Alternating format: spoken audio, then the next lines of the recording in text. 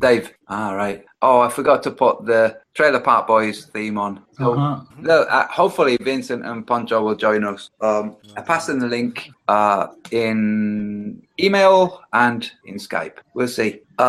And what I'm going to do for this, because my mind is such a scrapyard of thoughts, is as Lindsay, as you go on, if I think of anything, I will just loop it back. I say, oh, cool, what was I before about such and such? This just popped into mind. Oh, yeah, okay. Here's the thing. Yeah. A thought occurred to me. Those words, okay? If you say those words, or compared to, oh, I've just had a thought. Like, you just had a thought? I've just had an apple. I've just had a wafer. I've just had a cup of tea. You know, then there's a toilet thing. You know, but a thought just occurred to me. I am convinced that saying those words is an act. Then there's a toilet. This happened last time. Why is that happening? I'm not kidding, guys. I went in, I did the freaking X, I muted it. Anyway, that's bizarre. Yes, as I was saying, I am convinced that if you say the words, "Oh, a thought just occurred to me," or I actually think when a thought pops into your mind, to go, a thought just popped into my mind. I'm convinced that saying those words and thinking those words acts similarly to listening to your intuition. When you listen to your intuition becomes more acute, clearer, more distinctive. And I think when you say to yourself, a thought just occurred to me, that encourages thoughts to occur to you. I genuinely do. I subscribe to the concept of the collective unconscious, and that thoughts in their universal state exist infinitely, forever, eternally, and will find the correct avenue to present themselves, if they want to be manifested. So I think that saying, oh, a thought just occurred to me, is a way of letting the collective unconscious know that here's a little, maybe a light at the end of the tunnel that the thought can go to and experience what it's like to come out of the words of a human being. So, Lindsay, you were going to say? Oh, I just wanted to start sharing my screen, but you're absolutely spot on as well. I agree with you. It's if you can recognize thought and listen to it, and then register it, then you're bringing it into reality. What you do with that thought then is up to you. You can express it, and then it becomes manifested, then it becomes real, or it can just stay with you as a thought. But yeah, I just wanted to share my screen, if you don't mind. And I don't know if you can see this. Yes. Let me see if I can present you to everyone. Yes, present to everyone. And if anybody comes in and snipes, it doesn't matter. I'll do it exactly like Hillbilly does. Get sniped, just start another one immediately. So yes, you're presenting, Lindsay. What I'm doing, Linz, is I'm muting my mic so that me making a sound won't cut your mic off or anything. Not a problem. No problem. I just really, this is quite random where to start, but I made some notes here. I did some looking into some of the speeches made by presidents. Other people have collected this as well, so it's not just all my doing. But basically, if you scroll down here, you can see quite clearly that there's links to a lot of speeches that were made by various people warning the world that there is a new world agenda, and this agenda has been with us throughout our society, and it is basically this agenda and the people that are maintaining this who have infiltrated humanity to the point where we don't register this. This is noise. It doesn't fit our current paradigm that we want to live in society. So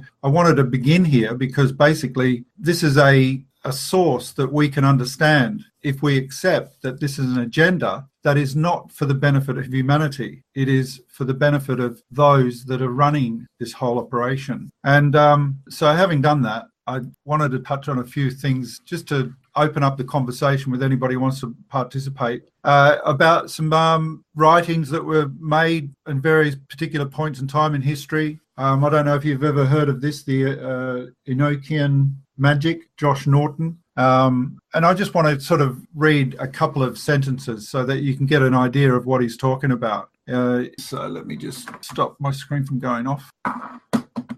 So I'm just going to quote some of this. So I relaxed my attention to this sphere, and it returned to its original size in the image of the tree, with its own image still shown inside it. I turned to the next sphere in the same level. I concentrated on this sphere for a time and saw little except rolling or roiling of colours, as if it could not manifest itself within the limits of my perception. Then suddenly, exploding out from the point in the centre of the sphere, a great mandala unfolded. This mandala had 5 great spokes or sections, and within each section were 20 lesser spokes, and each of these spokes was itself an entire world, seen edgewise in some higher dimension. The centre of the mandala was a black-filled circle surrounded by a ring of lighter colour, a powdery grey blue. This is the focus of nature in this world, said the angel, for herein are all things in touch with the centre, and all patterns of activity derive directly therefrom. And the worlds within this mandala are the potential manifestations that are to be made real in something resembling sequentially in that lowest sphere at which we first look. They are arrayed in their relationships to each other, as they are in the minds of those who created this place, and the plan of their unfolding held here as well. Each unfolds at the same time as the others, but each unfolds within its own internal sense of linearity and sequentiality,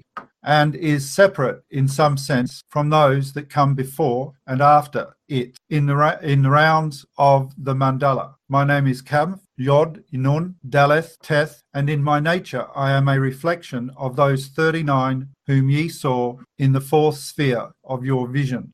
Thus I have a nature of sufficient generality to speak to you of the things shown and yet to be found within the compass of the tree with which we have been dealing. I am in myself a symbol of that work, and am the link between that world and this solar system of yours, which link was created by the resonance between the schemes of our 2 areas of creation. Now, I could go on, but I won't, because there's other stuff. Does anybody want to talk about that? Or Yes, I absolutely do. Have you read the Silmarillion? No. What you were reading now? What is this from? The sacred text. I got it from this website. Okay. John, it was written by not Josh Norton. Do you know where it comes from? I don't know the history of it. No. I tell you why I ask, because it's so incredibly similar to the description in the Silmarillion of Iluvatar's creation, which is the supreme divine consciousness. We have to remember this. In the same way that the Bible was composed by a variety of hands with an intended aim, the Lord of the Rings and the Hobbit and the Silmarillion was composed by one hand with a specific end. Tolkien explained that he was writing a mythology for the North. He knew he'd fought in the First World War. He knew that the mythology, and he was a Catholic, by the way, he knew that the religion that we had was a mythology from the Middle East. He knew that due to various different things, the tribal mythologies had been lost for the North. We have elements of the Norse mythology that we still have fragments of. So what he was doing with the Silmarillion was creating a mythology for the North. In other words, the war mentality of the South or the Middle East, which comes with extra heat. We have to know this. As humans, we are more easily irritated when we're hot, and water scarcity is the prime driver for war. So especially way back then. So the myths in the Bible were for those people, and it was for those people to function. The whole killing of other tribes and taking off their stuff, all of that was part and parcel of what was giving them integrity in that area of the world at that time. What Tolkien was writing very conscientiously was a mythology for the North, not for the North of the past, for the North. He was writing a mythology for the North. And we have to understand what mythology is. It's a series of ideas to help the society of the area that engages with those ideas. We have the Greek myths for the Greek era, for Greece, those myths of Zeus and Athena and so on. He was writing a mythology for the North. What you just read out sounds very much like the mythology of the Silmarillion. Yeah, you could be quite right. I can't answer I'm that. not saying it's plagiarized. I'm saying that if this guy wrote this, now this is another thing that might make people understand why I mentioned The Lord of the Rings or the Silmarillion so much. The Hobbit was the book that Tolkien wrote first. Now, The Hobbit came to him in its entirety upon reading the words that he had written down on a essay, which was returning. So he was a professor at Oxford University. He'd corrected. He'd received essays. He'd given marks and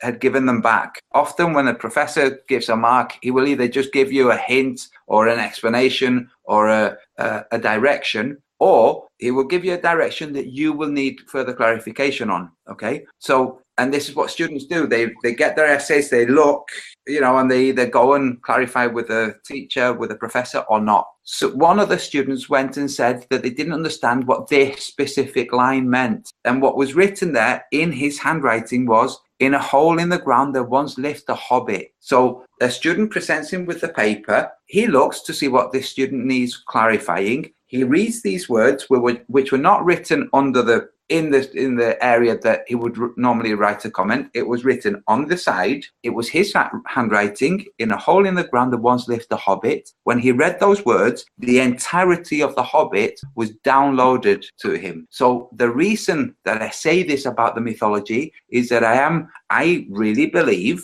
and for this I will say believe, that the collective consciousness, no, not the collective consciousness, that the mind of the divine, or the great mystery, will use minds to manifest things. So where some biblical scholars say it was the mind of God that imbued this knowledge to the people who wrote those books, I claim the same thing with Tolkien. I really do. I think what he was writing was a mythology. And he said so. He said it in letters and he said it in interviews. So yeah, I look at it like this, Antonio. It's the information, the knowledge is there already. It isn't thing that creator engages in unfolding on request. I don't see it works like that. How I see the universe is that the conscious memory, which is the universal memory, all that knowledge is there. But each individual has a particular level of resonance within it. That human has either trained or not trained certain abilities to engage with that of consciousness awareness. These moments that trigger this great wealth of knowledge in an instant almost, as you described, can come about, and that trigger is a gateway or a portal to that knowledge that's already there, and it's like a flood. You know what I mean? Mm-hmm. All of a sudden you get this wealth of information. It's like a flash, and you get it all in an instant. I necessarily believe that there is this creator witnessing somebody having a trigger point and then surpassing that will of information directly to that person from one to the next. How I see it is that the knowledge is there because that's part of nature, and the creation of the universe came with that, all of it. So it's there, and certain individuals can source it and tap into it, but others can be triggered, not necessarily involuntarily, but triggered nonetheless to get a flood of that information. Do you know, I've described the same thing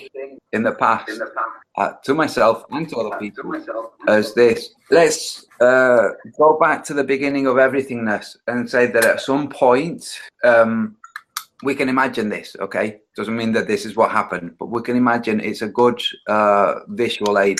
Imagine that at some point things were just clouds. They were just colored clouds. So you'd have green clouds, pink clouds, amber clouds. And that right now, those clouds still exist. And there are human beings, things have been composed, however, through whatever means. And there are human beings that from time to time will conjure up pink. And the pink cloud, which is an element of existence, will occur to that person thinking pink or green or whatever. Just it's the same that you're saying. It's just a more visual way of describing exactly the same thing. That people are primed to receive, so they receive. And whether it's an act of calling by the person that's primed, do they send a type of pitch that resonates with the resonant frequency of the idea, the thought, the understanding, and links the two, and by linking the two creates an avenue for communication? Or does it happen the other way around? Does the thing out there start sending a pitch, and the tuning fork in the mind or the soul of the person that's appropriate causes this link? Don't know. Well, I would say it's mutually beneficial. It's both, because both are attracted to each other. It's not a one-way. It's binary, or at least it has an opposing force. So in other words, if your consciousness is vibrating in a lower density kind of, say, let's put it, if you're existing in the third density matter, Earth, your lower vibrations mean that you cannot perceive or receive higher energy knowledge, if that makes any sort of sense. Yeah. So yeah. You're presenting your document, by the way. Did you want to continue reading from it? I wanted to go to another document. Might as well move on. Go. By the way, let me just say this for people out there in chat. Hopefully Vincent and Pete are listening. Just because we're talking about this doesn't mean we can't jump to talking about the kind of stuff we were talking about before. It's a hangout, It's going to go wherever it goes. I like that Lindsay has a set idea and finds things that he wants to discuss, because they're always kind of engrossing, and they enrich one. He said. Well, yeah, because they, when you read things like that, sometimes it can lead you to understand something, even though the entirety of the information may not be. Yes, it serves like a pitchfork, not pitchfork, exactly. Like a tuning fork. You read it. It's a bit like the I Ching, or the I Ching. You read the I Ching, and suddenly, punk, you have the answer there. So yes, I know. Yes, I get it. So there's another message here, just a simple one from 9 to the universe. In other words, Jimi Hendrix understood numbers, and he understood that 9 was the message to the universe. And he wrote 1, 2, 1, 2, 3, everybody come alive. Well, I have traveled at the speed unknown to man, so I bring you a message from the mirrors of my hand. I said a message of love. Don't you hid away. Face the mirrors of your mind. Face the truth today. Everybody come alive. What he's basically saying is 9, heart vibration. It's the message to the universe. The universe is vibrating. It is the love. That's the source of the vibration. This goes to last week's conversation about numbers being real. This is Freud's part in our satanic possession, meaning that people playing key in order to subvert humanity and keep humanity away from true self. And I just wrote a few notes and got a few bits of information. To overanalyze symbolism, or anything for that matter, is not that healthy. As Freud said, sometimes a cigar is just a cigar. You always say that. Are they just paraphrasing, or do they actually mean always? Because Freud said sometimes. Do you think he actually meant to say always? As you said, words. It is well documented that Freud, however, had a hidden agenda. This shows here that Freud, a member of the Illuminati, played a key role in mankind's induction into Kabbalah sex cult. Psychiatry may have a subversive hidden agenda, hardly a surprise given its origins. Well, we have to keep this in mind. Sorry to interrupt. We have to keep this in mind. I'm not sure entirely of the numbers I'm going to give, but it's around there. Freud was one of the eldest, if not the eldest, children of a brethren. The offsprings that his parents have were 12 or 13. He was one of the oldest. They all lived in the same room. So they all shared one room where they all lived. So that procreating of extra children will have happened in that room. And chances of it happening whilst the children were asleep or feigning sleep, one of these children being Freud, is pretty likely. So the obsession with the sexuality, we can see how it might come to the mind of a psychoanalyst who had that upbringing. But sorry, go on. Interesting about that though is that he didn't do this because of his own upbringing. His upbringinging was deliberate, I think. What I mean is that was his upbringing,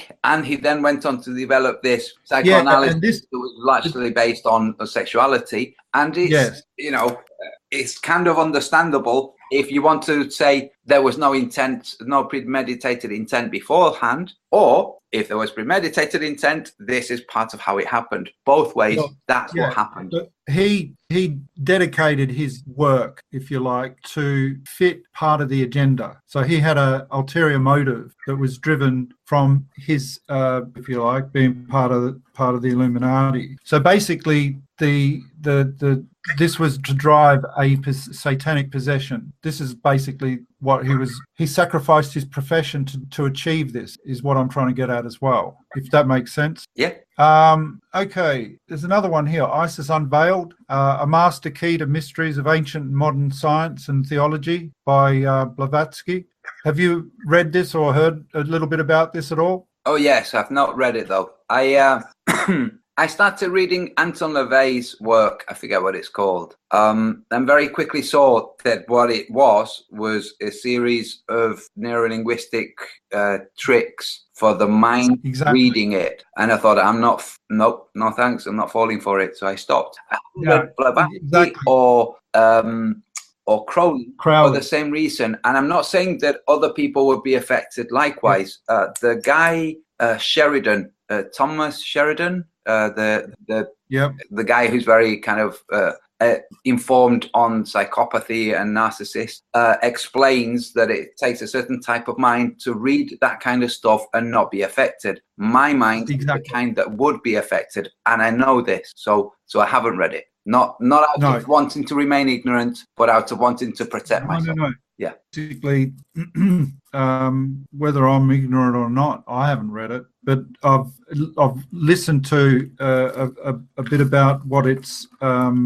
underlying intentions were, and of course, it's misdirection, and it's misdirection to the point where there are certain aspects of it which is very, very honest, very, very truthful.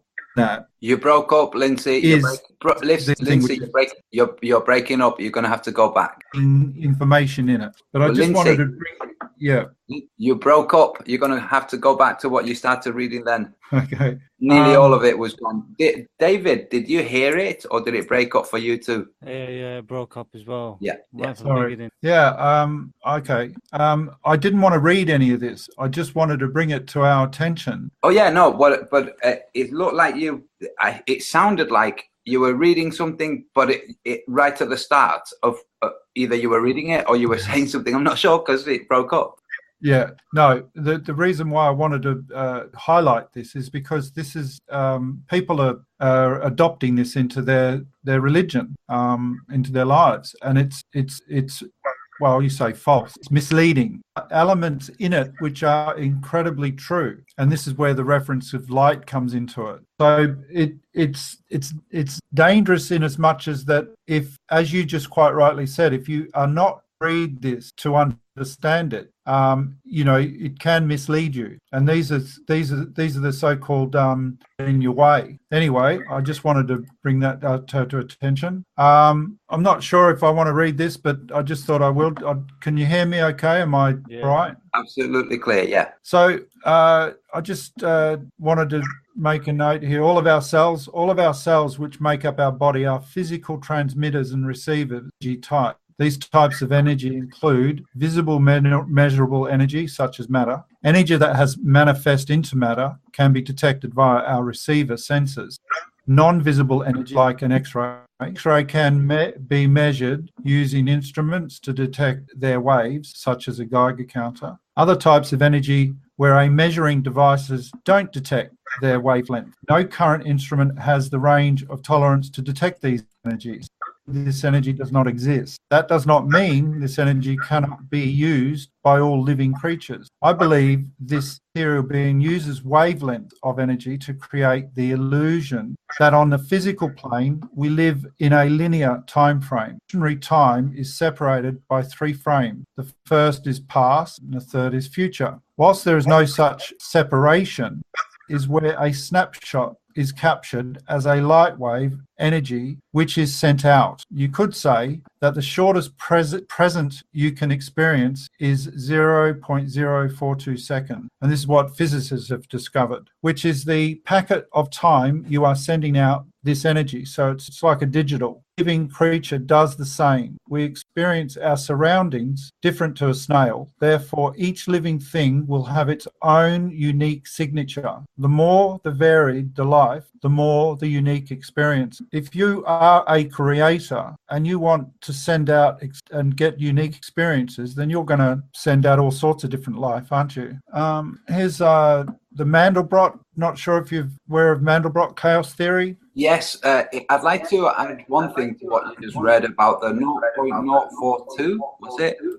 Yeah, that's the secret of all. What's the answer to the universe? Yes. In the book. Yeah. But the idea that that's the shortest amount of presence that anybody could have, or that can be experienced, the briefest instant that's supposed to. Time. Of real present time. Yeah. Yeah. I think I don't know. That could be open to debate because some of the Heart Math Institute's studies into precognition show an awareness before the event. Now, whether that awareness was only of 0.042 or whether the 0.0 is the opening of the floodgate, so that's the instance that's experienced. I don't know, but I would say that there might be a possibility that that figure is a figure that was correct whenever it was discovered, and it turns out that it's not correct now.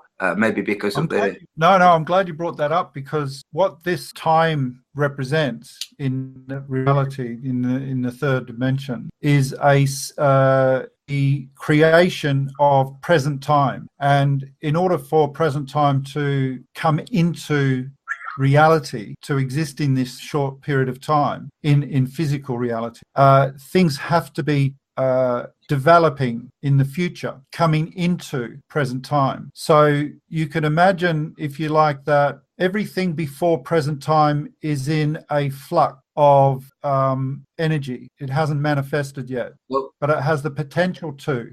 And so if your awareness is expanded enough, you should be able to see that potential, it manifests.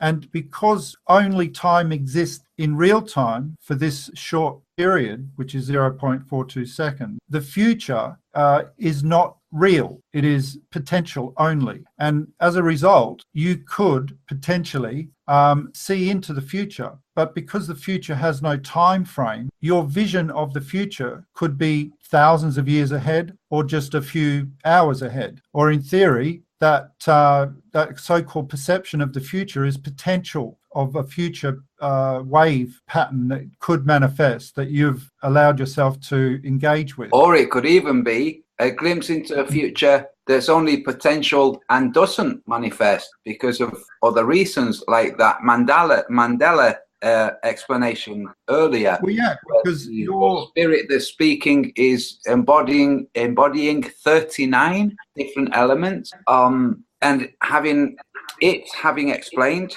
that those elements are sometimes pre, sometimes post, and sometimes current, that exist in an order, but it's saying they're not all absolutes.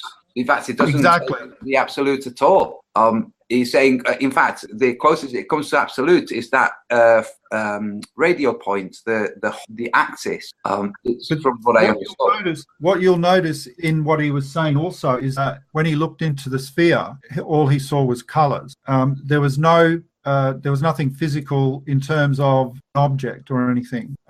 So what you're looking at, when even in, as you described it earlier, in a color form, clouds of colors, this is one way of describing potential because it hasn't manifested into reality. Well, and once you understand that there is no physical matter other than in the present time, reality, the future doesn't exist. It'll only exist now. It'll never exist in the future because the future is always potential. It can never be real. Only real can be now. Do you know who you sound like right now? Alan Watts. Oh, really? Yeah. Did you hear his explanation of the now?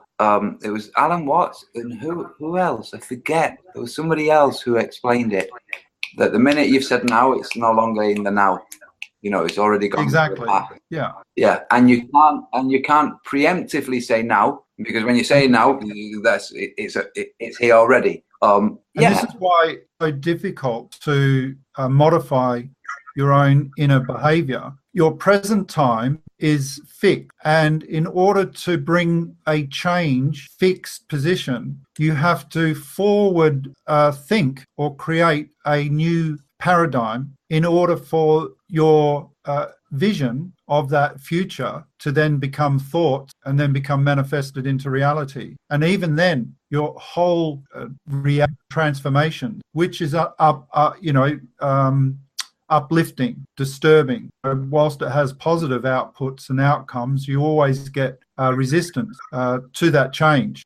Whether you accept it or not, it's still difficult to go through that change. And so the reason it's so difficult is because we accept what is present, not yet to come, is potential. So your future is always potential, never reality. Anyway, I'm just a little bit of... Let me just say this. Yeah, go for it. Going back to Jordan Peterson, he has this program called the Future Authoring Program, and what this is a list of exercises in which you engage in writing about yourself, about what drives you, about what motivates you, what demotivates you, so that you can arrive at writing two separate end results for your future. The Future Authoring Program, remember. So this is supposed to be this is a program so that you'll find a not only a motivation but a reward system and a further push. Okay, so the reward motivating you to receive another reward by having the two different scenarios, which is what you would like to happen in your future with a lot of hard work and dedication, and how it could all go wrong. So you've written the worst case scenario for yourself if things fail at every turn, and you've written the how you can ensure that you don't fail into your future plan. So both of them are about the future, one in which you fail dreadfully and one in which you succeed, so that you can see whether you're doing what you'd like to. I would have, in one of them, I have a great idea for a painting and I put it off and the idea disappears, which does happen. Yeah. So that would be my road to freaking ruin. The other is I have an idea for a painting, I at least write it down, or I at least do it in pastels. I make it concrete somehow, because that escalates into the actual finished painting. Yes. So yeah, what you're saying about the future, it doesn't exist. Yes, it does not exist. We're guaranteed. This is the thing. We are guaranteed certain things in the future, but we're not guaranteed the when of them. So one thing we're guaranteed is that one day we will no longer be on this terrestrial plane in the way that we are now. Whether we're here in a different way or whether we're not here, nobody knows. But that we will not be here in the way that we are now, that's guaranteed. In fact, right now, we are no longer here in the way we were when I started saying this, because we're a few seconds older, you know? So there are things that we're guaranteed about the future, but those things don't exist and won't exist until they arrive. This is the quirk about time. This is the thing about the biggest. Einstein explained time as a field that enables events to unfold. That's one of his descriptions. Now, I happen to think that Einstein was receiving everything from other people. That's just what I think. But the truth is, all time is change. What we really have is change. And we then assume that time is a thing that must be happening for the change to happen. Well, But time is it's a man-made construct. perception construct, exactly. Yes. Because regardless of the measurement of time, look at the cycle of the sun and the moon and the sky, the stars, in a circular motion, and because they all rotate in a circular motion, they repeat themselves, and this repeated process is what we call a measure of time. Every cycle is a 24-hour cycle. So we've delineated sequences down to perception, so we can now measure it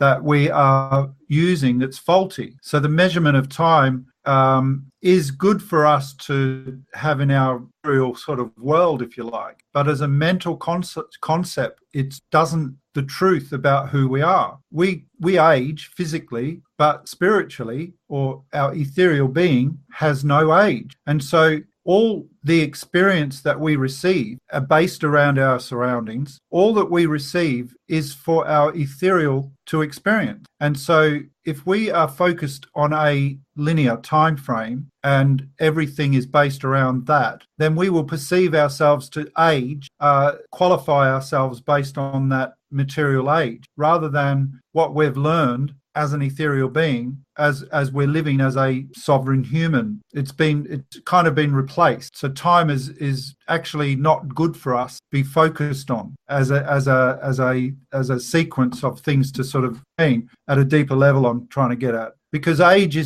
shouldn't be measured by your number of years you've lived on here.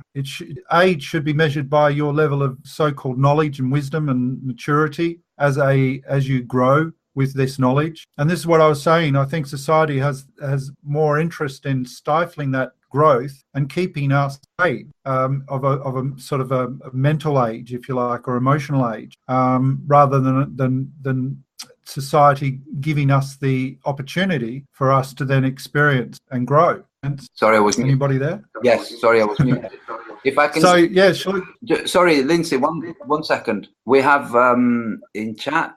We have Lampshadius saying Antonio said common internet new age culture type things easily proven illogical. And I demonstrated that and this is what he writes, and I demonstrated that, hoping I would be the first person admit or discover that fact. First, that's not a fact. Second, he says his vague political correct divine mystery wrote the Bible and the Lord of the Rings, J.R. Tolkien, for example. I didn't say there's some political correct divine mystery. I used the word divine mystery, or what's the word? The great mystery. That's what I refer it to. And you can say it's politically correct. You can call it Yahweh if you want. That's totally okay. But it is a mystery. And when you start giving it details, you're engaging in a folly. And then he says, or she, sorry, the Bible ends with a major threat not to add to it. Notice that it ends with a major threat. That's not a divine mind that's writing it. That's a man or a woman. So his point is, or her point is, the Bible ends with a major threat not to add to it. Then he got someone to add to it. So he's saying first, the divine consciousness is male. And after making a threat not to add to it, he then went on and added to it through the mind of Tolkien. This is what Lampshadius is saying. If you come across the concept that perhaps the Bible is not what it's portrayed to be, everything that you think is illogical suddenly becomes logical. In fact, the possibility of the Bible being what you think it is itself illogical. And the contradictions in there tell you that it's illogical. Not only that, but if you pay attention to it, it tells you God's actual form. And this form is a three-sided thing with four faces. YHWH being on each face, written on the faces, one of these faces being hidden. That's a tetrahedron that sat on a throne. So if you think that the mind, that God, that you called he, is a tetrahedron, then bring logic to that argument.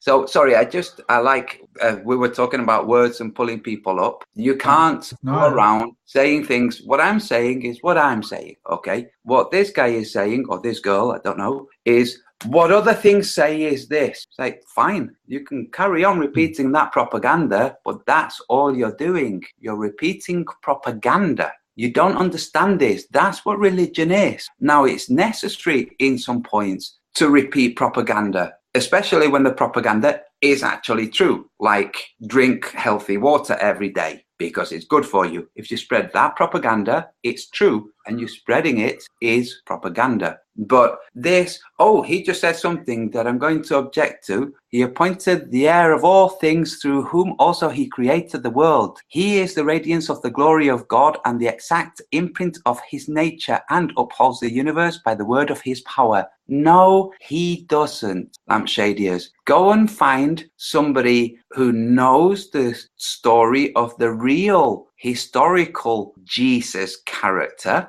and you'll find that not only was this guy a real offspring of kings, but he was not divine. He did not come back from the dead. He did not create miracles. You have been swallowing a propaganda book. Sorry, but that's true. Now, in that propaganda book, you can extrapolate things and put them a positive or benevolent slant, but that's all you're doing, and you can't object to me doing the same thing with the Lord of the Rings, because that's all I'm doing. I'm bringing a positive slant to it. So, sorry, lampshadiers, but I think you're mistaken. And I think that if you look at the amount of blood that has been spilt in the name of your God, you ought to be ashamed. Well said. Well, it's true. No, If we're going to pretend that wars were not waged in the name of Christianity, yeah. That's it. I know. This is another one here.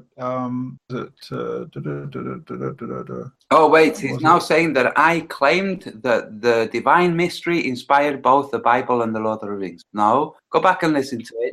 I said that the divine mystery, which is what people claim is the God that inspired the writers of the Bible. People say the Bible was written by that divine mystery. That's what I said. Well, can I say something to that? It's like there are moments in most people's lives, I'm sure, where whether you're religious or not, you speak to a higher outside. Might be a thought, it might be a verbal expression, but it's like you're communicating to something out there that's you don't recognize as part of you. But most people can think that this is something that they're doing to their God. That's what they've been shown to believe in. And so if they have a vision or a thought that has very, very in-depth information, and it's coming from what they perceive as to be an outside influence, it's a thought that's just come into them, well, you can tell that that's come from anywhere. It can come from Creator, it can come from source as well. There's no reason to believe that it didn't come from a malevolent source, having a desire to manipulate humanity away from truth, or slightly showing some truth. As long as you follow this agenda, then you'll be saved. That kind of truth, which is false truth. But so many people want to see this as reality because it fits their entire belief system. Sorry, Lindsay, I have to kind of pull you up there, because otherwise, other people, a false truth. Yeah, no, if it's not true, is what it is.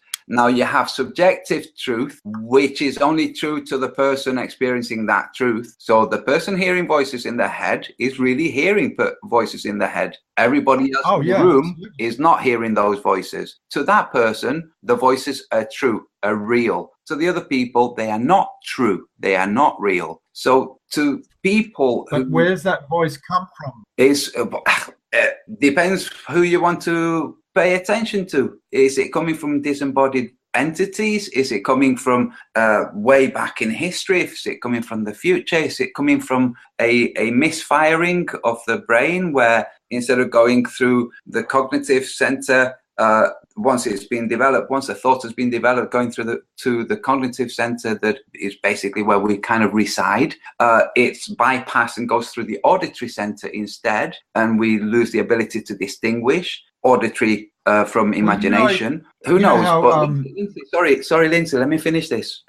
yeah, What we have somebody in the chat, this lampshadius, who is convinced that what they are repeating, which has zero original thought in it, has more kind of validity to it, despite it having been thoroughly destroyed in terms of the falsity of it having been demonstrated, not just by me, but by other people, including Bible scholars. Now, this person is ignorant and they don't understand that they're ignorant, so they want to impose their will on others. Unfortunately, this hangout, this is part 2. The first of this hangout started off about language and how we can't impose that other people accept things that we demand they accept. This person is doing this and is also misleading by saying that I'm doing things that I'm not. So I'm just giving a warning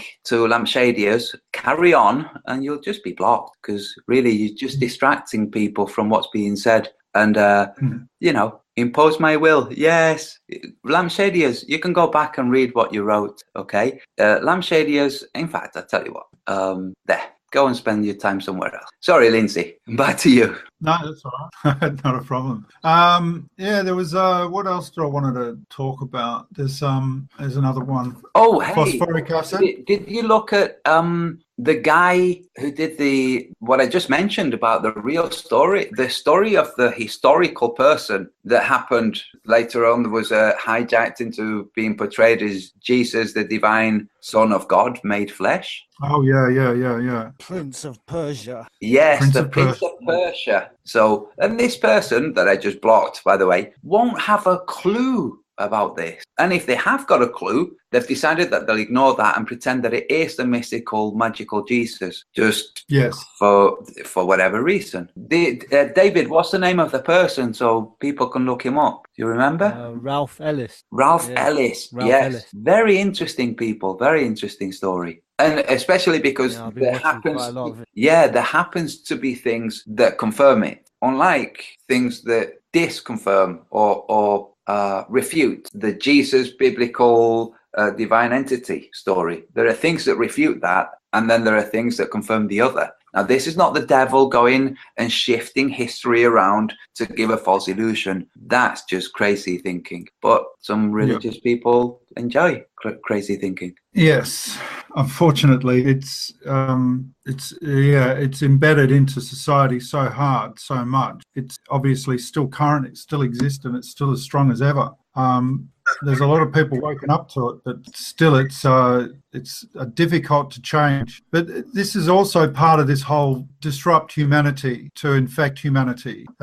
This is the government has been, as when they approved phosphoric acid in drinks produced for human consumption. Some people will alter the purpose of a message just to create an avenue for a bit of harmless debunking.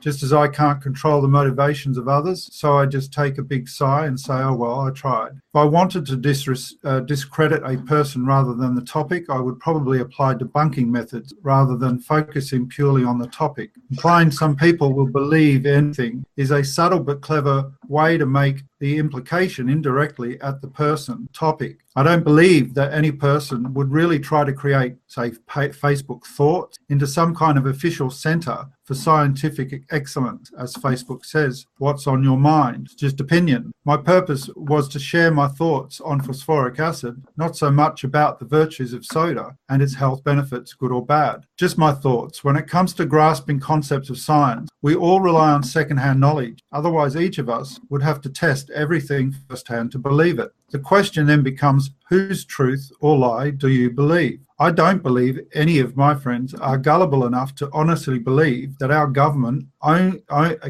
only interests are to serve us, that everything they do is good for us, that they are not bribed by large corporations to allow rules to favour their corporations' profits, even though it will be to the health and mental detriment of mankind. Sodas, all you want. I've given up drinking sodas and flavoured drinks because I know In the long run, it is not healthy and will cause damage to my cells. It's just not worth it. Drinking water. Oh shit, there's fluoride in it. So here are some facts, a few known facts about phosphoric acid. Phosphoric acid is a clear, colorless, odorless liquid with a syrupy consistency. Phosphoric acid is used as an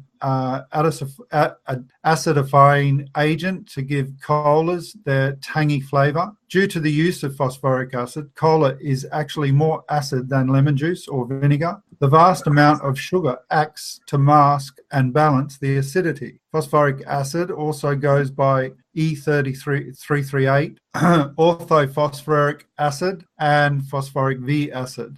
Phosphoric acid is a mass-produced chemical and in large quantity. Phosphoric acid is commonly used for rust removal. Phosphoric acid or phosphorus-containing substances occur naturally in foods such as milk, meat, poultry, fish, nut, and egg yolk. Has been linked to lower bone density in some epidemiological studies, including a discussion in the American Journal of Clinical Nutrition. Opposing studies showed the opposite, that low intake of phosphorus leads to lower bone density. Guess who funded the studies? PepsiCo. Aside from the risk of osteoporosis, cola consumption has also been linked to chronic kidney disease and kidney stones. According to the Centre for Science in the Public Interest, CSPI, a consumer watchdog group for non-affiliated with the food industry, only a small fraction of the phosphate in the American diet comes from additives in soft drinks. Most comes from meat, dairy products. So your reason for not drinking Coke content and artificial food colorings, not the phosphoric acid. There you go. So it's what I'm trying to get at here is that the mechanism that runs our society is all based around supporting each other. They've got the ultimate agenda to disrupt humanity and to keep humanity in a discord, disrupted and imbalanced. And they attack us from all angles. Religion is one of them. Or capacity at our minds, capacity to disengage all the so-called marketing and indulge in all of these additives and foods that toxify our body and prevent us from functioning as we should be, are the lead into what they do. I just wanted to make a point here. I listened to this speech and I thought, okay, so I actually wrote it all out. Just to give you an indication, back in 2007, this was a press conference that Vladimir Putin speech. He basically is talking about, back then, if you listen to it now, it's talking about events that I'm experiencing. These one world orders, they have an underbelly of people, minions, if you like, working throughout all government. And Putin was fully aware of this and is aware of it. Now, he might not be privy to it all in terms of he might be part of it. It doesn't really matter. It confirms illusion that this is actually happening, and they're attacking us from all angles. Do you want to read it? A little bit, yeah, if you want. Yeah, go for it. Oh, sorry. Let me just say there's a little bit of echo, by the way. Let me see. Casper Friendly Ghost. I'm echoing Lindsay. I'm not sure if it's Lindsay or David or somebody's echoing. Casper Friendly Ghost. I'll look into this Ogham, whatever it is. It sounds like runes. But yeah, I'll look into that. He's explaining, or she is explaining that there was this Celtic tongue written, a form of writing that seems to have been from a more peaceful time. So yeah, I'll look into that. Thanks for that. And now over to Lindsay with his reading of Putin. While you're talking about another secret society, there's an Indian secret society called the Society of the Nine. Have you heard of them? Mm-hmm. Yeah. You have? Yeah. Yeah, cool. Okay, I'm going to read this now. Okay, thank you very much, dear Madam Federal Chancellor, Mr. Telchik. Ladies and gentlemen, I am truly grateful to be invited to such a representative conference that has assembled politicians, military officials, entrepreneurs, and experts from more than 40 nations. This conference's structure allows me to avoid excessive politeness and the need to speak out in roundabout, a pleasant but empty diplomatic terms. This conference's format will allow me to say what I really think about international security problems. And if my comment seemed unduly... Lindsay, can you Yes. tell us where this was being said? This is the Vladimir Putin speech in Munich conference 2007. And it was a conference of what?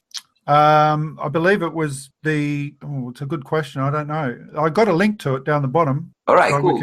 Yeah. No, it's just I actually like Putin. I do. I like the way he's refusing to yield to the non-binary, sex, gender-bending thing that we have in the West. By the way, it's not illegal to be homosexual in Russia. It's illegal to propagandize being homosexual, and it's a different thing. And, each nation to their own rules. Let's not go changing regimes so that they'll encourage children to be confused about their sexuality. Let's not all vote for Agenda 21. Sorry, Lindsay. No, it's all right. So, and if my comment seems unduly polemical, pointed or inexact to our colleagues, then I would ask you not to get angry with me. After all, this is only a conference. Therefore, it is well known that international security comprises much more than the issues relating to military and political stability. It involves the stability of the global economy, overcoming poverty, economic security, and developing a dialogue between civilizations. This universal, indivisible character of security is expressed as the basic principle that security for one is security for all. D. Roosevelt said during the first few days that the Second World War was breaking out. When peace has been broken anywhere, the peace of all countries everywhere is in danger. These words remain topical today. 2 decades ago, the world was ideologically and economically divided, and it was a huge strategic potential for power security. This global standoff posed the sharpest economic and social problems at the margins of international communities and world's agenda. And just like any war, the Cold War left us with live ammunition.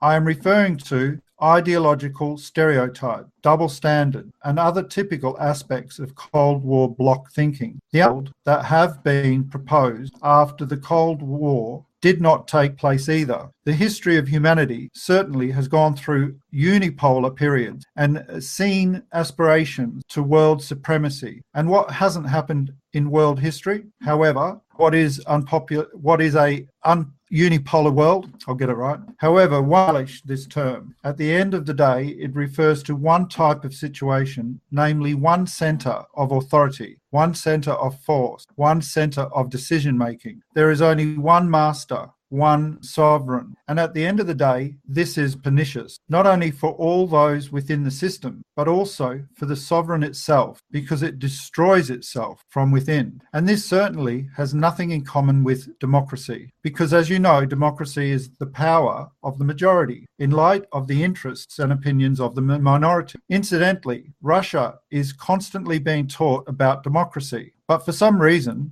those who teach us don't want to learn themselves. I consider that the unipolar model is not only unacceptable, but also impossible in today's world. It's not only because in individual leadership in today's world, then the military, political, and economic resources would not suffice. What's even more important is that the model itself is flawed because it is at its basis. There is and can be no moral foundations for modern civilization. What is happening in today's world, and was started to discuss, is a tentative to introduce precisely this concept into international affairs, the concept of a unipolar world, and with which results unilateral and frequently illegitimate actions have not resolved any problems. Moreover, they have caused me human tragedies and created a new centres of tension. Judge for yourselves. Wars, as well as local and regional conflicts, have not diminished, and no less people perish in these conflicts. Even more are dying than before, significantly more.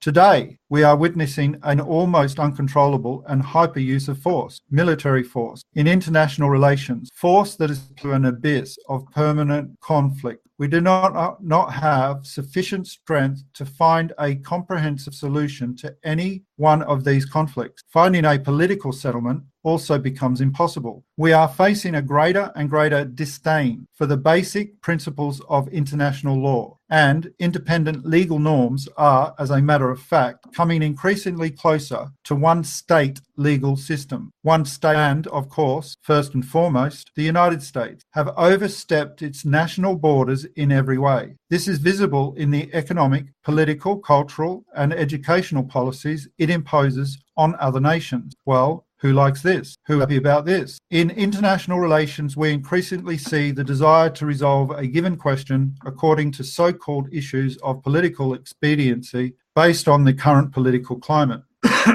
And of course, this is extremely dangerous in the fact that no one feels safe. I want to emphasize this. No one feels safe because no one can feel that international law is like a stone wall that will protect them. Of course, such a policy stimulates an arms race. The force's dominance inevitability encourages a number of countries to acquire weapons of mass destruction. Moreover, significantly, new threats, though they were also well known before, have appeared, and today's threats, terrorism, have taken on a global character.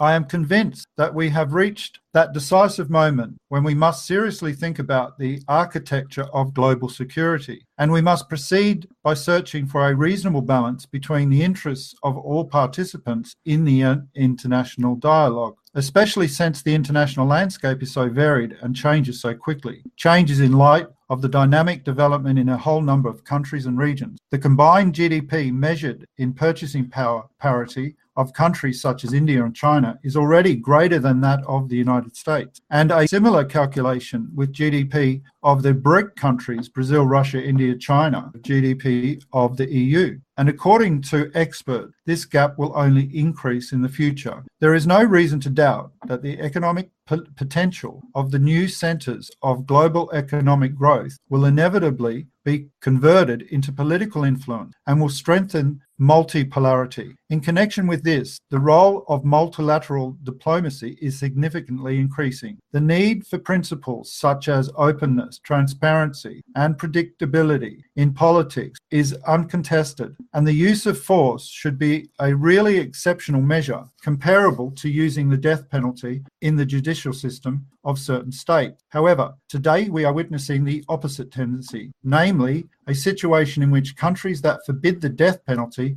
even for murderers and other dangerous criminals, are eerily participating in military operations that are difficult to consider are legitimate. And as a matter of fact, these conflicts are killing people, hundreds and thousands of civilians. But at the same time, the question arises of whether we should be indifferent and aloof to various internal conflict inside countries, to authoritarian regimes, to tyrants, and to the proliferation of weapons of mass destruction. As a matter of fact, this was also at the center of the question. That's how dear colleague Mr. Lieberman asked the federal chancellor. If I correctly understood your question, then of course it is a serious one. There you go, done. Sorry about that, I was muted then. Get to condense that. Hey, Ace McLeod, welcome.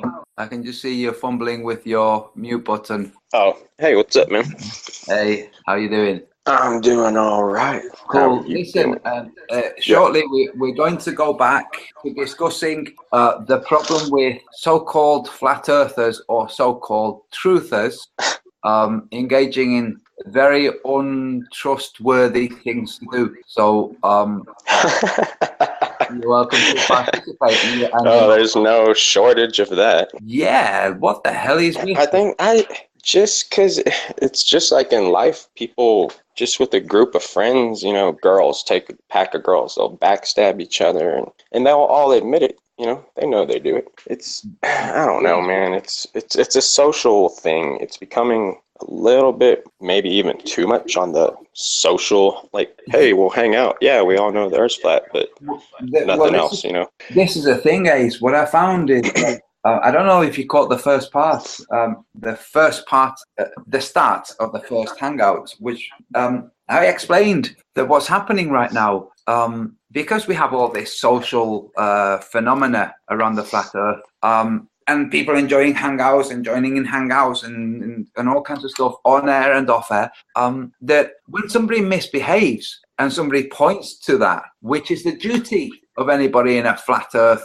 or any kind of truth movement. If on the 9/11 movement you had somebody lying, which there have been, everybody else came out and said, that dude is lying, that woman is lying. So in the flat earth, when that came out in 9/11, when the different stuff was coming out about the planes in plain sight that power our video, when people realized that the planes weren't even there, they called it out. They didn't say, oh, look at all that drama. And when it was called out, other people within the 9/11 truth didn't turn round to the people doing the calling out and accuse them of engaging with drama. Now, with the flat earth, we have various different psyops going on to try to destabilize things or to slow things down, necessary or unnecessary.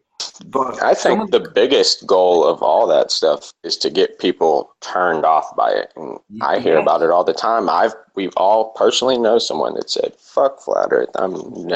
You never see them again. Well, it's not like they're saying it's not flat. They're just, I don't want to be part of this. Because they get sucked into and really, look, there's millions of videos. There's thousands of people. Just look at videos from today. Yeah. You'll see all these people you've never seen in chat, you've never heard of before. And they made videos. And some of them where are they, Yeah, some of them they're making them. Some of them are making astounding videos. Somebody passed me a video of a full moon well above the horizon with the sun rising to the point that the sun had risen more than the sun's height from the horizon, and the moon was still very high up. Okay, that's a video I took like 2 years ago. Well, there you go. Full moon sun.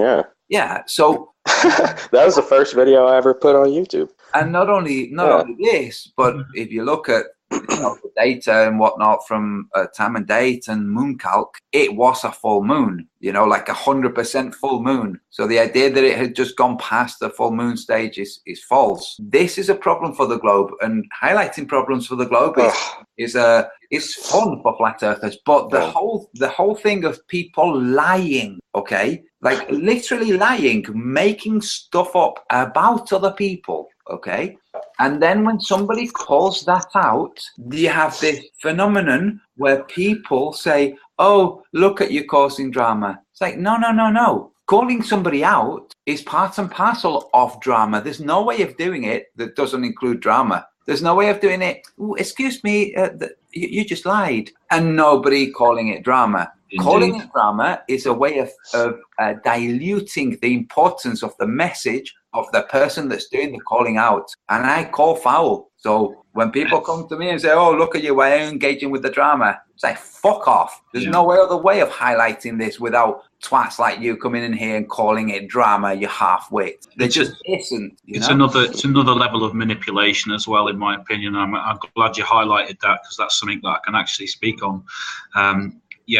When it's being termed as drama or dumbed down or manipulated into a different tone, then that is, to me, just another form of manipulation. I do identify that there are things that go on that are unnecessary that could be termed as drama, but however, to term pointing out inconsistencies in people's stories, people blatantly lying, or the skullduggery of things, that isn't drama. Pointing it out, that's you basically standing up for keeping things right and pointing out the flaws and addressing them, which is a responsible thing to do. It is, and this is the other thing. It's not just a responsible thing to do, it's the duty of anybody who's engaged with exposing truth, with bringing attention to truth. That the whole point of it is saying we live in a world of all kinds of lies interwoven into this fabric of global reality, and we're cutting through those threads. Now, if there's somebody alongside you who's tying those freaking threads together again, calling himself or herself a flat earther,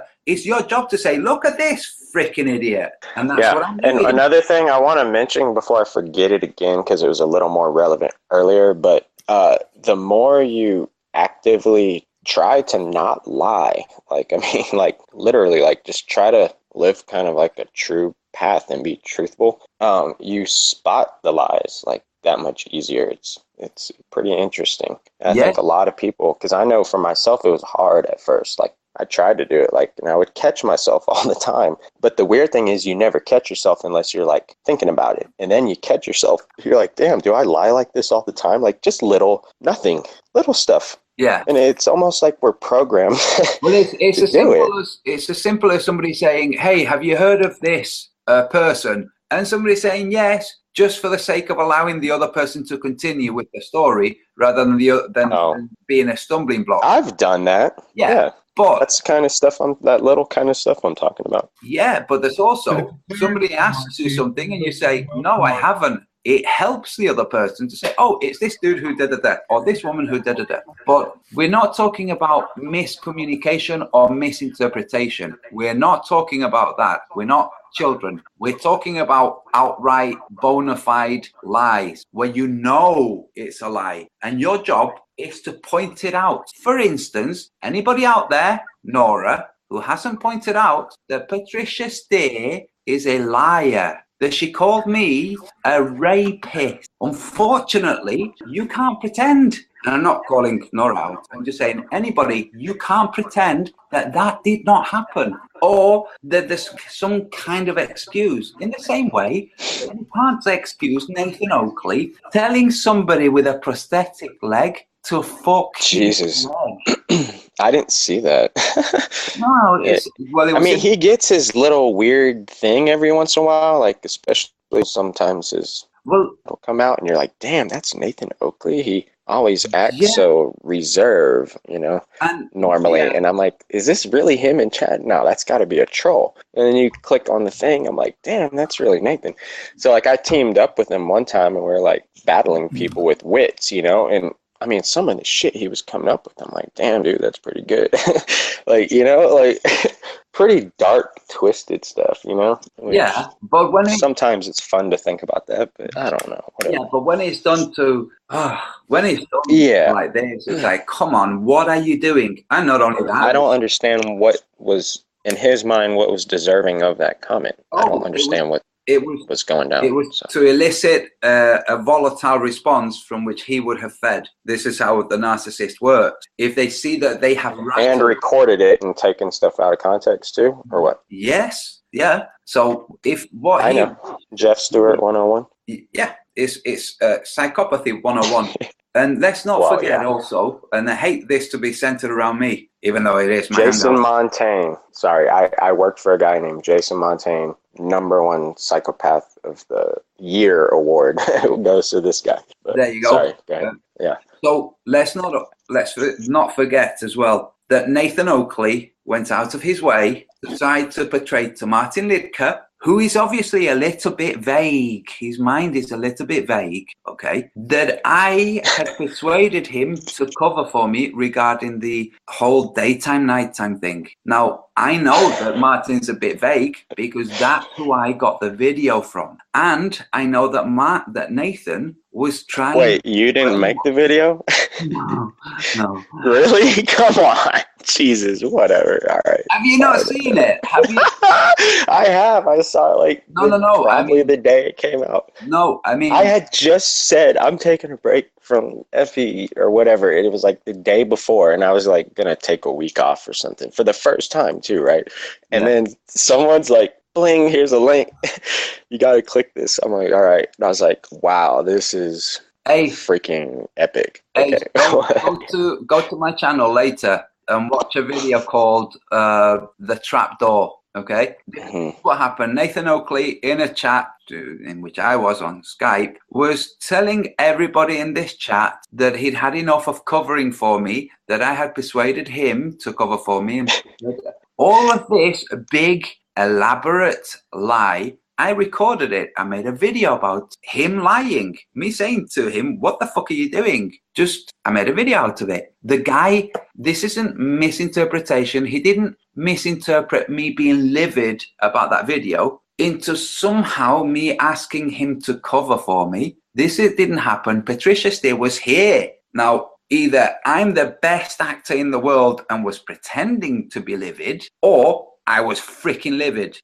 But me asking people to do things that never happened, just this concocted story that Nathan created for a bit of drama for himself, it ended up backfiring on him because people saw him as a really manipulative person, manipulating Martin, because Nathan didn't do anything other than write comments in Skype. Now, he will have spoken with Martin at some other point, and Patricia, but it was Martin that made a hit piece video saying that I had tricked him or conned him, whatever, into defending me. Yeah, this didn't happen. Yeah. This is the thing. This did not happen. I did not ask anybody to cover for me. I didn't ask. Yeah, but those people are like, they're like high school all over again. Yes, but this is the thing. I don't know. When you point this out, instead of people turning to them and saying, "What the fuck are you doing? You're an adult," what they do is they turn to me or to the person pointing it out and say, "Oh, stop causing drama."